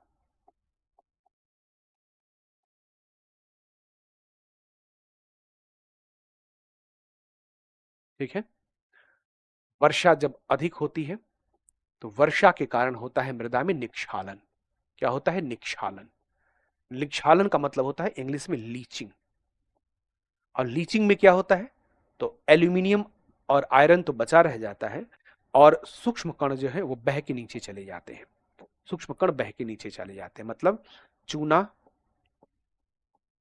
सिलिका बह जाते हैं। बचता क्या है? एल्यूमिनियम, एल्यूमिनियम बचेगा, लोहा बच जाता है। मृदा में ऐसी चीजें बच जाती हैं। अब जब लोहा और एल्यूमिनियम जैसे तत्व बचेंगे तो आप खुद सोचिए कि मिट्टी कितनी कठोर हो जाएगी। ठीक है ना, लोहा और एल्यूमिनियम बच जाते हैं, इसका परिणाम क्या निकलता है कि बहुत कठोर मृदा हो जाती है, सूखने पर बहुत कठोर हो जाती है, सूखने पर कठोर हो जाती है। ठीक है, वैसे एकदम चिपचिपी हो जाएगी और सूखने पर कठोर हो जाती है, बहुत हार्ड हो जाती है। ये मिट्टी उपजाऊ नहीं होती है। अब इतनी मिट्टी जो कठोर हो जाएगी, उपजाऊ कहां से रह जाएगी? अतः ये मिट्टी उपजाऊ नहीं है। ठीक है, उपजाऊ मृदा नहीं मानी जाती है। ये मृदा जो है ये उपजाऊ नहीं है। ठीक है, उपजाऊ प्रकार की मिट्टी नहीं है। फिर भी थोड़ी बहुत चीजें इसमें हो जाती हैं। इसमें काजू की अच्छी खेती हो जाती है, इस मृदा में काजू की अच्छी खेती होती है। इसमें चाय कॉफी भी हो सकता है, चाय कॉफी और मसाले भी इसमें हो जाते हैं। इस तरह की चीजें इसमें हो जाती हैं। अगर आपसे पूछा जाए कि काजू का उत्पादन किस मृदा में होता है, जरूर याद रखिएगा, ये पूछा हुआ प्रश्न है कि काजू का उत्पादन किस मिट्टी में होता है। तो काजू जो है ये लैटराइट मिट्टी में होती है। लैटराइट शब्द जो निकला है ये लैटर से निकला होता है, अर्थात ईंट। अर्थात ये मिट्टी जो होती है ये ईंट बनाने के काम आती है, ईंट बनाने में उपयोगी होती है, ईंट बनाने के काम आती है, ईंट बनाने में ये मृदा उपयोगी होती है, ईंट बनाने के लायक होती है ये मिट्टी। ठीक है, गौर करिएगा। तो यहां पर लैटराइट मिट्टी ईंट बनाने में उपयोगी होती है। वर्षा की वजह से जब निक्षालन होता है, निक्षालन में क्या होता है? चूना सिलिका बह जाते हैं, एल्यूमिनियम बचा रह जाता है, तो मिट्टी जो होती है वो बहुत कठोर हो जाती है। अब लोहा एल्यूमिनियम बचेगा तो कठोर ही ना होगी मिट्टी, तो ईंट बनाने के काम आती है। जब आप कभी गोवा के आसपास के एरिया में जाएंगे ना, आपको बड़ी बड़ी ईंट दिखाई देंगे, चौकोर चौकोर ऐसे ईंट होते हैं, वो लेटराइट मिट्टी से ही बने होते हैं। और उस ईंट में छेद छेद आपको दिखाई देगा, एकदम चिकने ईंट नहीं होंगे, एकदम छेद छेद उसके अंदर बना होता है, तो वही लेटराइट मिट्टी के बने हुए ईंट होते हैं। काजू का बहुत अच्छा उत्पादन इसमें हो जाता है, काजू का उत्पादन हो जाता है। अब यहाँ पर ये पाई कहाँ जा रही है? तो आप देख सकते हैं कि हम लोग यहाँ लैटराइट मिट्टी को देख रहे हैं कि ये पश्चिम बंगाल, पश्चिम बंगाल, आपको राढ़ के मैदान के बारे में मैंने बताया था कि छोटा नागपुर पठार और पश्चिम बंगाल की सीमा पर राढ़ का मैदान पाया जाता है जहां लैटराइट मिट्टी पाई जाती है। तो पश्चिम बंगाल, झारखंड, कहाँ कहाँ पाई जाती है? पश्चिम बंगाल, झारखंड, उड़ीसा, इन सब जगहों पर यह मिट्टी पाई जाती है। इसके अतिरिक्त कहाँ पाई जाती है? आप देख सकते हैं तमिलनाडु में भी ये मिट्टी थोड़ा पाई जाती है, तमिलनाडु में भी ये मिट्टी पाई जा रही है। ये मिट्टी हमें पश्चिमी घाट में देखने को मिल रही है। ये मिट्टी कहाँ पाई जा रही है? तो पश्चिमी घाट में देखने को मिल रही है।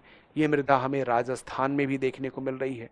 इस तरह से इन सभी जगहों पर ये मिट्टी पाई जा रही है। ठीक है, सभी जगहों पर ये मिट्टी पाई जा रही है। देखिएगा लिखा क्या है, लिखे हुए जो बिंदु है, जिस बात का डिस्कशन हुआ वही है कि इसका निर्माण शुष्क तथा आर्द्र मौसम के क्रमिक दशाओं क्रमिक दशाओं में क्रमिक दशाओं में शुष्क तथा आर्द्र मौसम की क्रमिक दशाओं में मतलब कभी सूखा कभी गर्मी, कभी सूखा कभी बरसात, कभी सूखा कभी बरसात, क्रमिक दशाओं में, शुष्क तथा आर्द्र मौसम की क्रमिक दशाओं में निक्षालन प्रक्रिया, बहुत इंपॉर्टेंट बिंदु है, पूछा जाता है कौन सी मिट्टी निक्षालन से बनती है। आप हमेशा याद रखिएगा, जो लैटराइट मिट्टी हो कैसे बनती है, तो निक्षालन से बनती है। तो निक्षालन प्रक्रिया लीचिंग प्रोसेस से होती है, ठीक है ना। इसका निर्माण लीचिंग प्रोसेस से होता है, होती नहीं, होता है।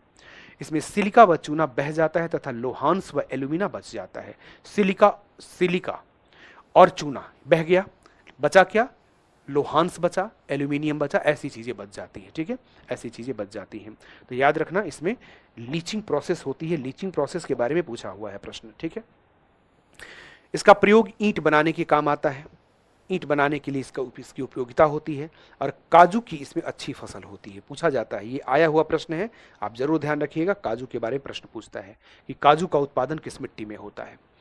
इसके अलावा जो ह्यूमस युक्त लैटराइट मिट्टी होती है ना, जिसमें ह्यूमस का मतलब पेड़ पौधों के सड़े गले अंश जिसको ह्यूमस कहते हैं, तो ह्यूमस युक्त लैटराइट मिट्टी में चाय और कॉफी का उत्पादन भी होता है, जैसा मैंने लिख दिया था पहले ही, चाय और कॉफी का उत्पादन इसमें हो जाता है।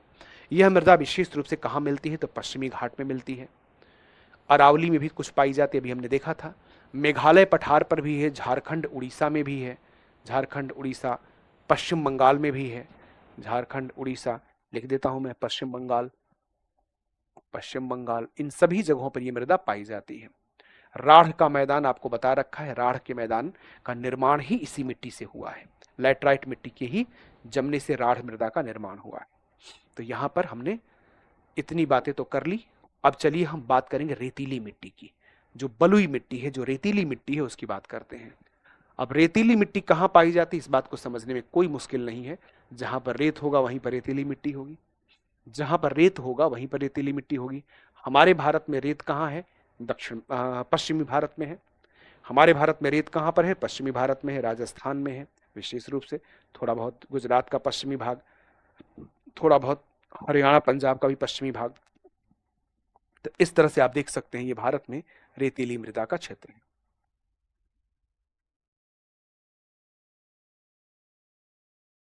ये है रेतीली मृदा,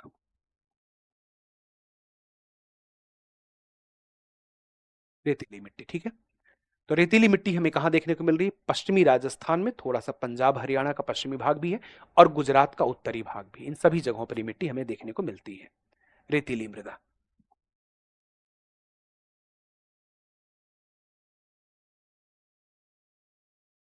रेतीली मृदा, ठीक है। रेतीली मृदा को शुष्क मृदा भी कहा जाता है, इसे शुष्क मृदा भी कहते हैं, ठीक है। इसमें रेत के कण होते हैं, बालू के रेत के कण होते हैं। तो ये पाई जाती है रेगिस्तान, पश्चिमी राजस्थान में पाई जाती है। कहाँ मिलेगी, तो पश्चिमी राजस्थान में मिलेगी। पश्चिमी राजस्थान के अतिरिक्त ये मिट्टी उत्तरी गुजरात में भी पाई जाती है, पश्चिमी राजस्थान और उत्तरी गुजरात में ये मृदा है। इसके अलावा यहाँ पर पंजाब हरियाणा का जो पश्चिमी भाग है, मतलब दक्षिण पश्चिम पंजाब, दक्षिण पश्चिम पंजाब है, पश्चिमी राजस्थान है। तो इस तरह से दक्षिण पश्चिम पंजाब और पश्चिमी राजस्थान में मिट्टी पाई जाती है, ठीक है ना। इन सब जगहों पर ये मिट्टी पाई जाती है, ध्यान रखिए। तो रेतीली मिट्टी, शुष्क मृदा, पश्चिमी राजस्थान, उत्तरी गुजरात, दक्षिण पश्चिम पंजाब, पश्चिमी राजस्थान, पश्चिमी राजस्थान मैंने फिर से लिख दिया, पश्चिमी गुजरात होगा, पश्चिमी हरियाणा होगा, ये पश्चिमी हरियाणा, इन सब जगहों पर ये मिट्टी पाई जाती है। बट फिर भी विशेष रूप से कहां पाई जाएगी, इस पे गौर करिएगा, तो विशेष ये पाई जाती है पश्चिमी राजस्थान में। सामने लिखा हुआ है कि शुष्क मृदा है, इसका मतलब इस मिट्टी में कमी किस चीज की होगी, इसमें कमी होगी, इस मृदा में सबसे ज्यादा कम क्या होगा, इसमें कमी होगी किस चीज की, तो इस मृदा में कमी होती है आर्द्रता की या नमी की, इसमें नमी कम होता है, आर्द्रता या नमी की कमी होती है। साथ के साथ जो भी नमी कम होती है, साथ के साथ जो पानी वानी पड़ता है तो वो भी रिस के नीचे चला जाता है पानी, क्योंकि बलुई मिट्टी होती है ना, तो रिस के नीचे चला जाता है, बार बार सिंचाई की जरूरत पड़ती है। तो आर्द्रता इसमें कम होती है, इसमें बहुत प्रकार के खनिज भी कम है, जैसे इसमें नाइट्रोजन कम होता है, कमी में नाइट्रोजन आ जाता है। ह्यूमस, ह्यूमस कहाँ से होगा, ह्यूमस तो तभी बनेगा जब आर्द्रता रहेगी।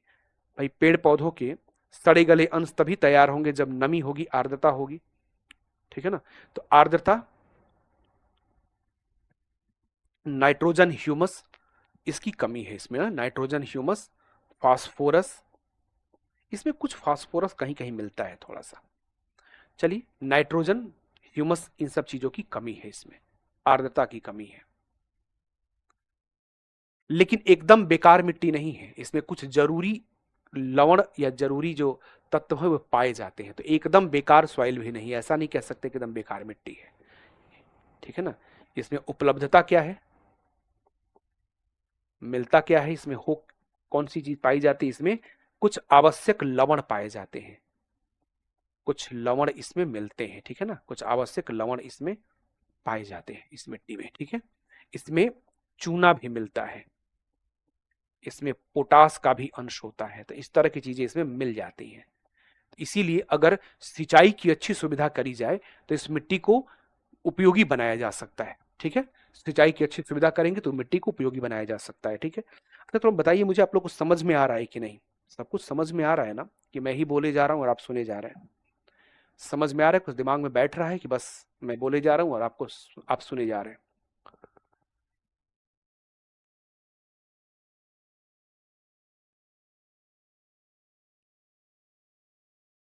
एक प्रश्न मुझे कल से दिखाई दे रहा है, सर सिंधु नदी समझौता बता दीजिए। सिंधु नदी समझौता, चलिए इस मिट्टी को पहले कंप्लीट करता हूं फिर बता देता हूं।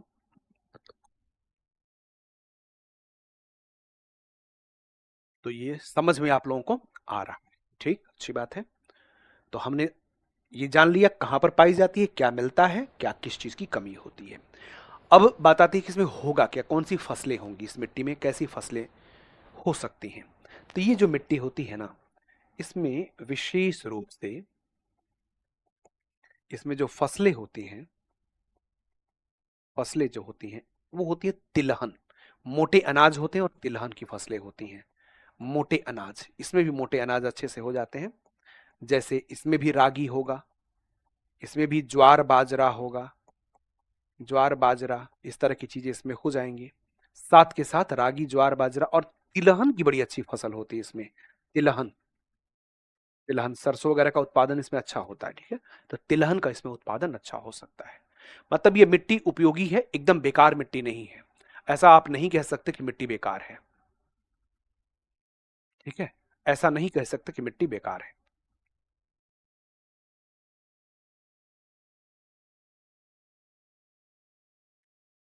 चलिए, तो इस तरह से हम लोग यहां पर रेतीली और शुष्क मिट्टी की बात कर ले गए। रेतीली और शुष्क मिट्टी, रेतीली और शुष्क मिट्टी की हमने बात कर ली। रेतीली और शुष्क मिट्टी तो हमने बात कर ली।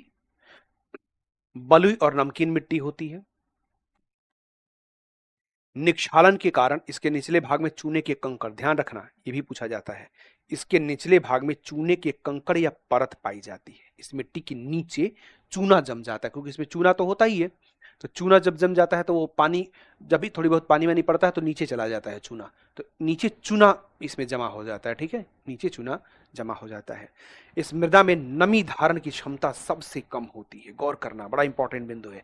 ये यूपी पीसीएस में एक क्वेश्चन पूछा हुआ था, उसी चीज को मैंने यहाँ पे लिखवाया हुआ है। ये जो मैंने लिखवाया है ना, ये यूपी पीसीएस में एक क्वेश्चन पूछा हुआ था, इसी चीज को मैंने लिखवाया है यहाँ पर।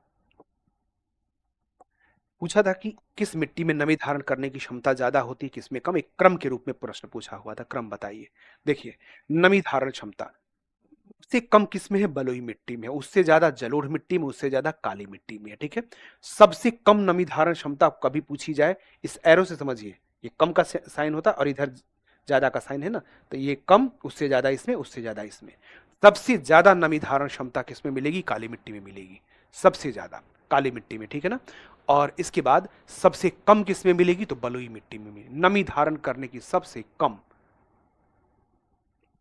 सबसे कम नमी धारण करने की क्षमता सबसे कम बलुई मिट्टी में। ठीक, अब इसके बाद वही बात, क्या क्या मिलता है, तो लवण मतलब नमक, चूना पोटास पहले लिख दिया था मैंने, ये सब चीजें पाई जाती हैं। नमक चूना पोटास ऐसी चीजें इसमें मिल जाती हैं, चूना पोटास ये सब पाया जाता है। ठीक है, कमी किस चीज की होती है, तो वही नाइट्रोजन फास्फोरस ह्यूमस और नमी, इस चीज की कमी होती है। तो फास्फोरस कमी में लिखा गया है, कुछ जगहों पे देखो लिखा भी आगे कि कुछ स्थानों पर इसमें फास्फोरस सामान्य मात्रा में मिलता है, मतलब कम मिलता है, कहीं कहीं थोड़ा बहुत फास्फोरस मिल जाता है, ज्यादा नहीं मिलता है इसमें, ज्यादा इसमें नहीं मिलता है। अब इस तरह से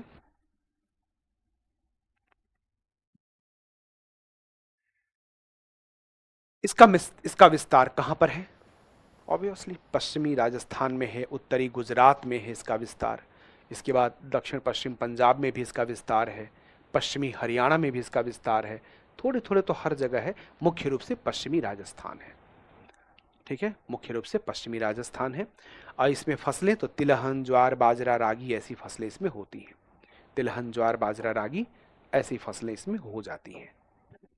अगली मृदा है लवणीय मृदा या सैलाइन सॉइल। लवणीय या सैलाइन सॉइल, अब यहां पर भी थोड़ा समझना पड़ेगा। लवणीय मृदा या सैलाइन सॉइल जो है इसको थोड़ा, लवणीय मृदा या सैलाइन सॉइल जो है इसको थोड़ा सा समझना पड़ेगा। लवणीय मृदा, लवण मतलब नमक, साल्ट। तो जो लवणीय मृदा होती है वो कहाँ पाई जाती है? लवणीय मिट्टी पाई जाती है, लवणीय मिट्टी पाई जाती है ऐसी जगहों पे जहां पर नमक का अंश ज्यादा हो, साल्ट का कंटेंट ज्यादा हो, वैसी जगहों पे लवणीय मृदा पाई जाती है। अब साल्ट का कंटेंट कहाँ ज्यादा होगा? तटवर्ती भागों में ज्यादा होगा, तट के आसपास ज्यादा होगा जहां समुद्र मिल रहा है। इसके अतिरिक्त साल्ट का अंश आपको गुजरात में कच्छ के रण में भी देखने को मिलता है। जो कच्छ का क्षेत्र है वहां पर भी नमक का अंश पाया जाता है, नमक का अंश वहां भी देखने को मिलता है हमें। तो उस जगह पर भी नमक का अंश हमें देखने को मिलता है। इसके अतिरिक्त, इसके अतिरिक्त हमें साल्ट का अंश देखने को मिलता है, साल्ट का अंश देखने को मिलता है जो हरित क्रांति का क्षेत्र है। हरित क्रांति का जो क्षेत्र है वहां पर अत्यधिक सिंचाई के कारण, अत्यधिक सिंचाई के कारण, हरित क्रांति के क्षेत्रों में अत्यधिक सिंचाई के कारण एक मिट्टी का विकास हुआ है जो सैलाइन सॉइल या लवणीय मृदा कही जाती है। गौर करिएगा आप। 5 मिनट। ठीक है। चलो मैं अभी क्लास में हूँ ना।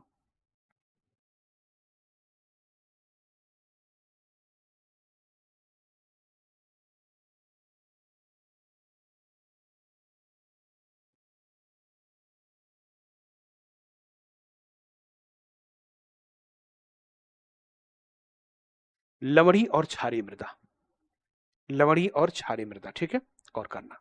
लवणी और क्षारीय मृदा, लवणी और क्षारीय मृदा कहाँ पाई जाएगी? जहां पे लवण का अंश या नमक का अंश ज्यादा होगा वैसी जगहों पे पाई जाएगी। जैसे आप देखिए, ये जो पश्चिमी उत्तर प्रदेश का वाला एरिया दिखाई दे रहा है, पंजाब हरियाणा में भी ये है, इसमें कम जगहों पे दिखाया है इसमें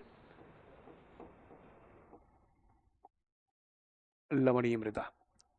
ये मिट्टी बस इतना ही नहीं है, और भी जगहों पे पाई जाती है। मतलब पश्चिम में जहां पर हरित क्रांति का जो क्षेत्र है ना, जहां पे हरित क्रांति का डेवलपमेंट हुआ था, इन सब जगहों पर भी ये मिट्टी पाई जाती है।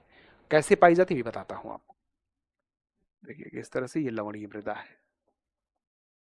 जिस जगह नमक का अंश ज्यादा पाया जाएगा वहां ये मृदा पाई जाएगी। आपको ये मिट्टी कच्छ में भी देखने को मिलेगी। कच्छ का जो क्षेत्र है यहां पर भी तो नमक का अंश है। तो लवणीय मृदा या क्षारीय मृदा जो होती है,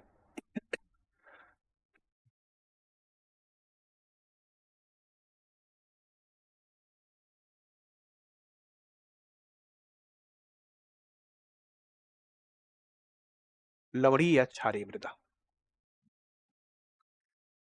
तो ये लवणीय और क्षारीय मिट्टी उन जगहों पे पाई जाती है जहां नमक का अंश ज्यादा होता है। मतलब नमक का अंश कहाँ ज्यादा हो सकता है? तो ये मिट्टी पाई जाएगी आपको तटवर्ती भागों में मिलेगी, तटवर्ती भागों में।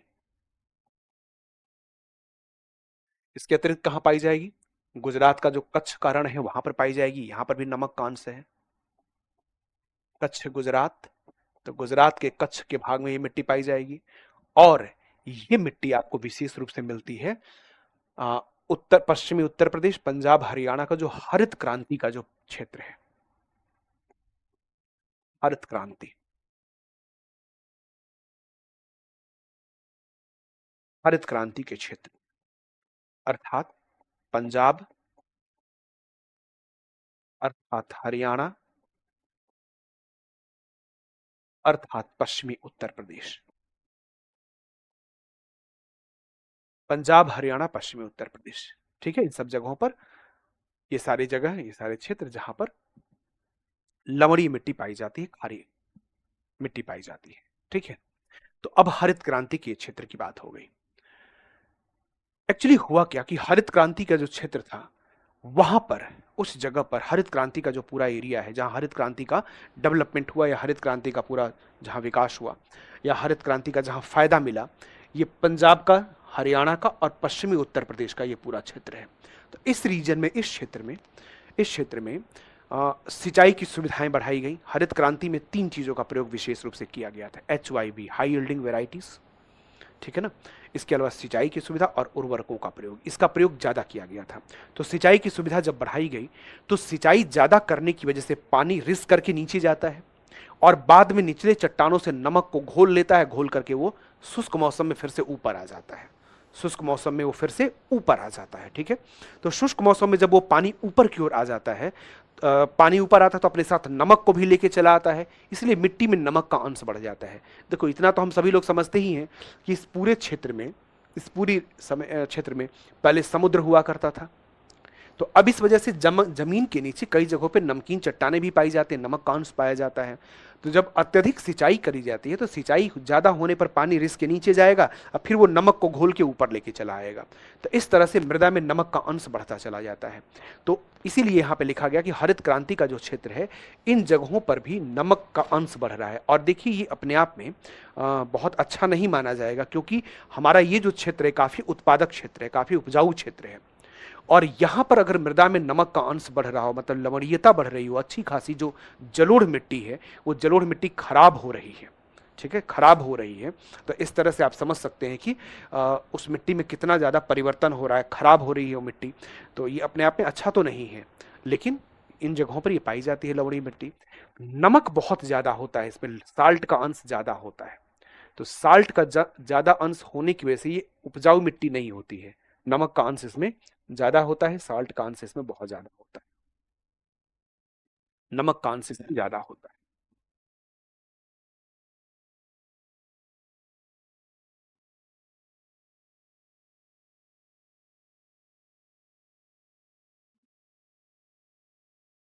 इसमें सोडियम, पोटेशियम,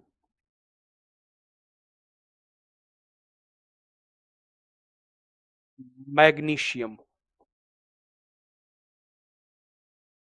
आदि लवणों का अंश ज्यादा होता है। आदि का जो अंश होता है अधिक होता है। अब ये सारे लवण हैं, नमक है एक प्रकार के। अब इसी वजह से ये उपजाऊ नहीं होती है। अतः अतः यह मृदा कैसी है? अनुपजाऊ होती है।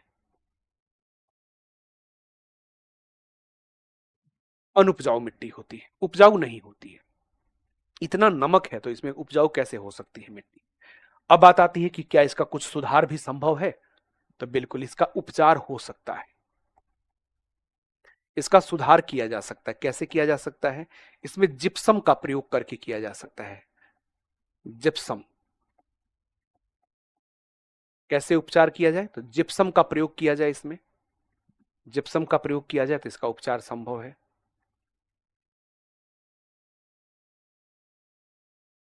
जिप्सम का प्रयोग किया जाए, उपचार संभव है। इसमें बरसीम की खेती की जाए, बरसीम, बरसीम आपको पता ही है, पशुओं का एक चारा होता है, पशुओं को खिलाते हैं, सबको पता होगा आई थिंक। इसमें सनई ढैंचा, सनई जो होता है ये भी एक प्रकार के फसल पौधे हैं। तो सनई ढैंचा, इन सब चीजों की खेती जब करते हैं ना, तो इसमें से नमक का अंश जो होता है कम हो सकता है। तो इसका उपचार कैसे किया जाए, कैसे इसको सुधारा जाए, तो ये सारे कुछ मेजर्स हैं जिसको लेकर के इसको सुधार किया जा सकता है। पूछा जाता है कि किस तरह से इस मिट्टी को सुधारा जाता है, ठीक है ना, किस तरह से इस मिट्टी को सुधारा जाता है, कैसे इसको बनाया जा, मतलब फिर से रिप्रोसेस किया जा सकता है। तो यही प्रोसेस है, जिप्सम का प्रयोग किया जा सकता है। आया हुआ प्रश्न है ये कि किस मिट्टी लवणीय मृदा का सुधार करने के लिए क्या करना चाहिए, तो जिप्सम का प्रयोग किया जा सकता है। अब इसके बाद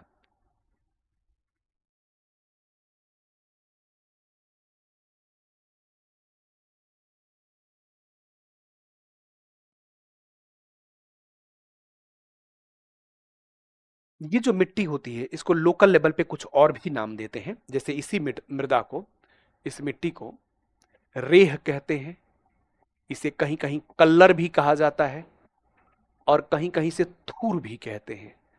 रेह, कल्लर और थूर, इस तरह के नामों का प्रयोग किया जाता है। रेह, कल्लर और थूर जैसे नामों का प्रयोग इसके लिए किया जाता है। ठीक है, रेह, कल्लर और थूर जैसे नामों का प्रयोग इसके लिए किया जाता है। लास्ट में एक मिट्टी और है, उसको भी आप जान लीजिए। एक क्या दो मृदा है। अब इसमें ज्यादा डिटेल में नहीं, उस पर नहीं बताना है क्योंकि मैप पे ज्यादा नहीं दिखेगी ये मृदाएं।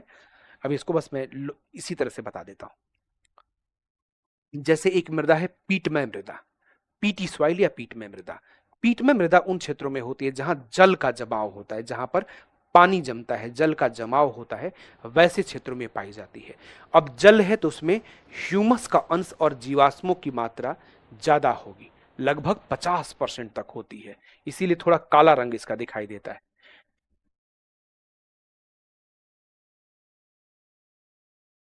जीवांश, जीवाश्म नहीं, जीवांश। तो जीव ह्यूमस तथा जीवांश की मात्रा लगभग 50% होती है, मतलब पेड़ पौधों के सड़े गले अंश, सूक्ष्म जीवों के अंश इसमें ज्यादा होता है। ठीक है ना, तो इस तरह की चीजें इसमें ज्यादा पाई जाती है, इसीलिए इसका रंग जो होता है वो ब्लैक होता है, काला होता है रंग इसका। रंग इसका, क्योंकि जहां पर भी ह्यूमस का कंटेंट होगा तो इस तरह से रंग इसमें काला हो जाता है। अब इसमें चूंकि ह्यूमस है और थोड़ा इसमें नाइट्रोजन भी मिल जाता है, नाइट्रोजन भी इसमें पाया जाता है। देखो, पहली मिट्टी हमें मिली जिसमें नाइट्रोजन पाया जा रहा है, नहीं तो हर एक मिट्टी में नाइट्रोजन कम है, इसमें नाइट्रोजन है थोड़ी सी। ठीक है, और इसमें पोटाश की भी कमी होती है, पोटाश इसमें कम पाया जाता है, पोटाश इसमें कम होता है। अब ये भी देखो, अभी तक लगभग हर मिट्टी में पोटाश मिल रहा था और ये मिट्टी जैसे इसमें पोटाश कम है। अब इसमें उल्टा हो गया, नाइट्रोजन इसमें है, ह्यूमस भी है, पोटाश कम है। नहीं तो ज्यादातर मिट्टियों में क्या था कि नाइट्रोजन जो है वो कम है, पोटास मिल रहा था, लेकिन इसमें उल्टा हो गया। अब ये किस प्रकार की फसलों के लिए लाभदायक होगी, तो जूट, चावल, इस अब वैसी फसलें जो बरसात या पानी जहां लगे तब भी हो जाए, तो चावल पानी ज्यादा लगेगा तब भी कोई दिक्कत नहीं है। अगर जूट के साथ देखें तो वो भी ज्यादा पानी वाले क्षेत्रों में होता है, तो जूट और चावल की फसल हो जाती है। अब पूछा जाता है कहां पाई जाती है, तो आप जरूर गौर करिएगा, उत्तरी बिहार में ये मिट्टी मिलती है। उत्तरी बिहार में ये मिट्टी पाई जाती है। उत्तरी बिहार के अलावा ये मिट्टी थोड़ा दक्षिणी उत्तराखंड में मिलती है। अलापुझा और कोल्लम, ये जिला केरल के हैं, यहां पर भी पाए जाते हैं। ठीक है, अलापुझा है केरल में, कोल्लम है, ये सब जिले हैं जहां पर ये पाया जाता है। अलापुझा, अलापुझा जगह है, अलापुझा केरल।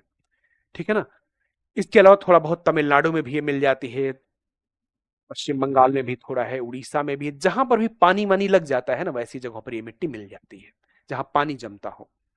तो इसमें ज्यादा कुछ है नहीं और इतनी महत्वपूर्ण मृदाएं अब ये सब नहीं है।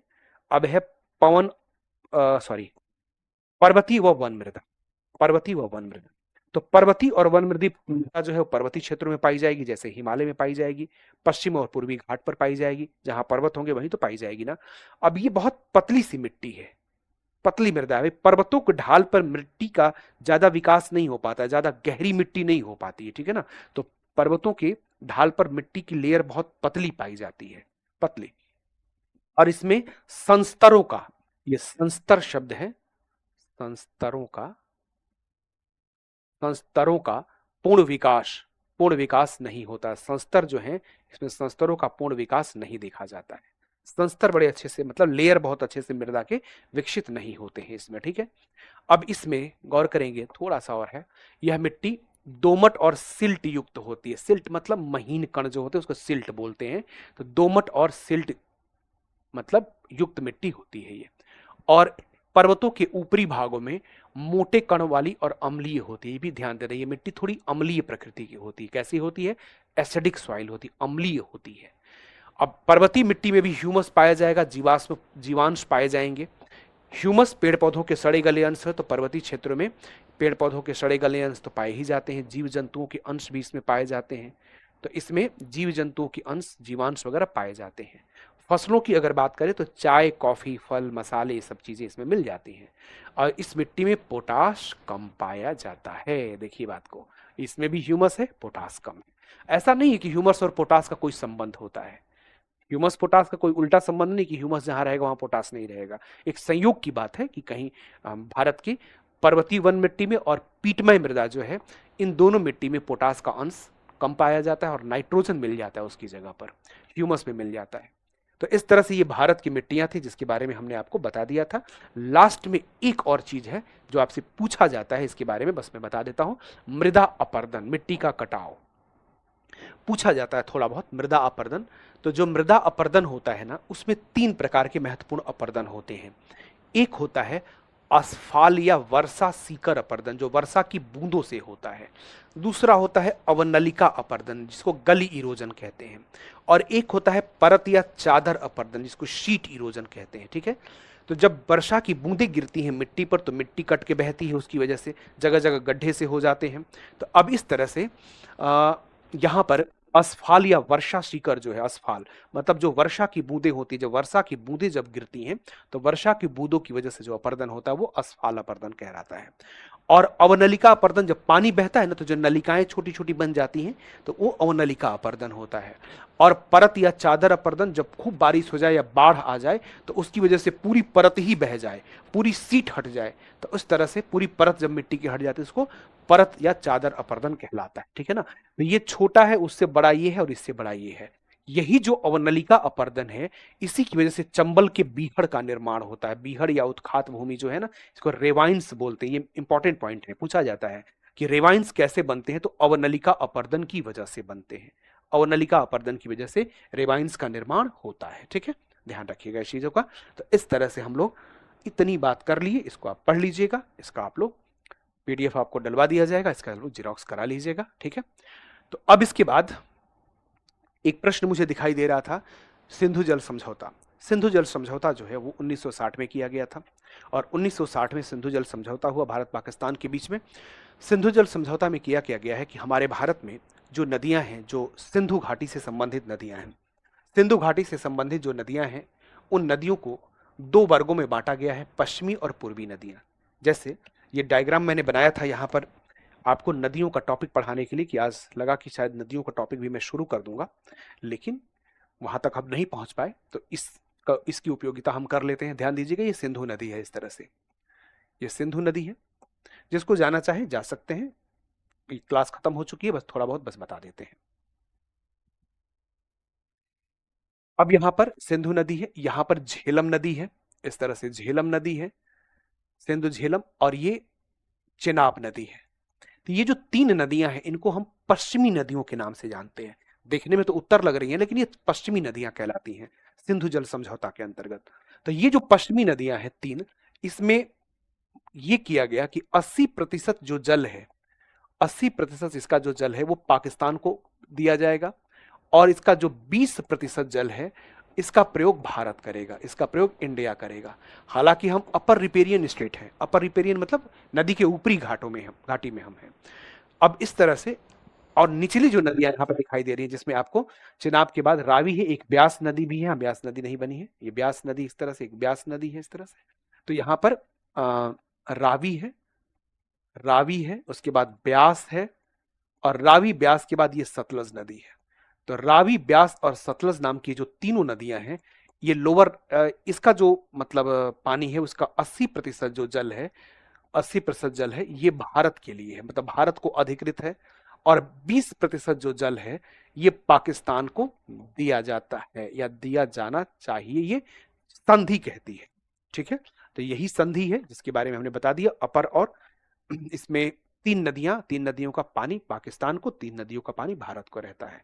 जो ऊपरी नदियां आप देखने में आ रहे हैं, जिससे लग रहा है ये उत्तर में है ना, इसको पश्चिमी नदियां कहते हैं। है तो उत्तर में, लेकिन यहाँ के हिसाब से पश्चिमी नदियां हैं ना, तो इसको पश्चिमी बोल देते हैं। तो इस तरह से ये है सिंधु जल समझौता, जिसे अब स्थगित कर दिया गया है। इसको खत्म नहीं किया गया, इसको स्थगित किया गया है। ठीक है, आगे भी जब जैसा भी माहौल होगा भारत पाकिस्तान के बीच में, तो फिर इसको लागू किया जाएगा। अभी फिलहाल इसको स्थगित किया गया है। एक प्रश्न और दिखाई दे रहा है, रागी क्या होता है? रागी एक प्रकार की फसल होती है, एक प्रकार का अनाज होता है। ठीक है ना, जो कि बहुत पौष्टिक होता है, रफेज फाइबर से युक्त होता है। रागी थोड़ा सा स्वाद में कड़वा हो सकता है, लेकिन बहुत ही फायदेमंद होता है, स्वास्थ्य के अनुकूल होता है। तो आप जरूर इसको खा सकते हैं और खाना भी चाहिए। रागी के तो बहुत सारे सामान भी आते हैं, बिस्किट्स वगैरह भी आते हैं रागी के, रोटियां भी बनती हैं इसकी। इसको मंडुआ भी बोल दिया जाता है कहीं कहीं। ठीक है, चलिए तो आज के सेशन में बस इतना ही। कल हम लोग अब इसके आगे बात करेंगे, और कल हम लोग अब भारत की नदियों को पढ़ेंगे। कल इंडिया की रिवर्स पढ़ेंगे, नदियां पढ़ेंगे।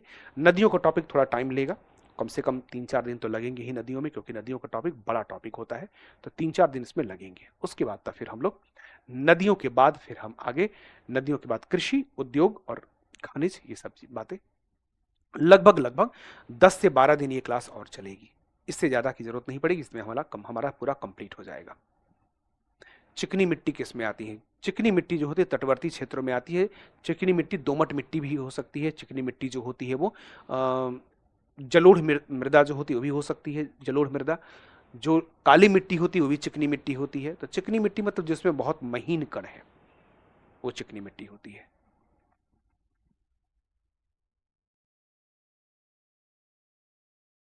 चलिए, thank you so much, cover करता हूँ। फिर हम लोग मिलेंगे कल। कल अब इसके आगे तो बात करेंगे नदियों के बारे में।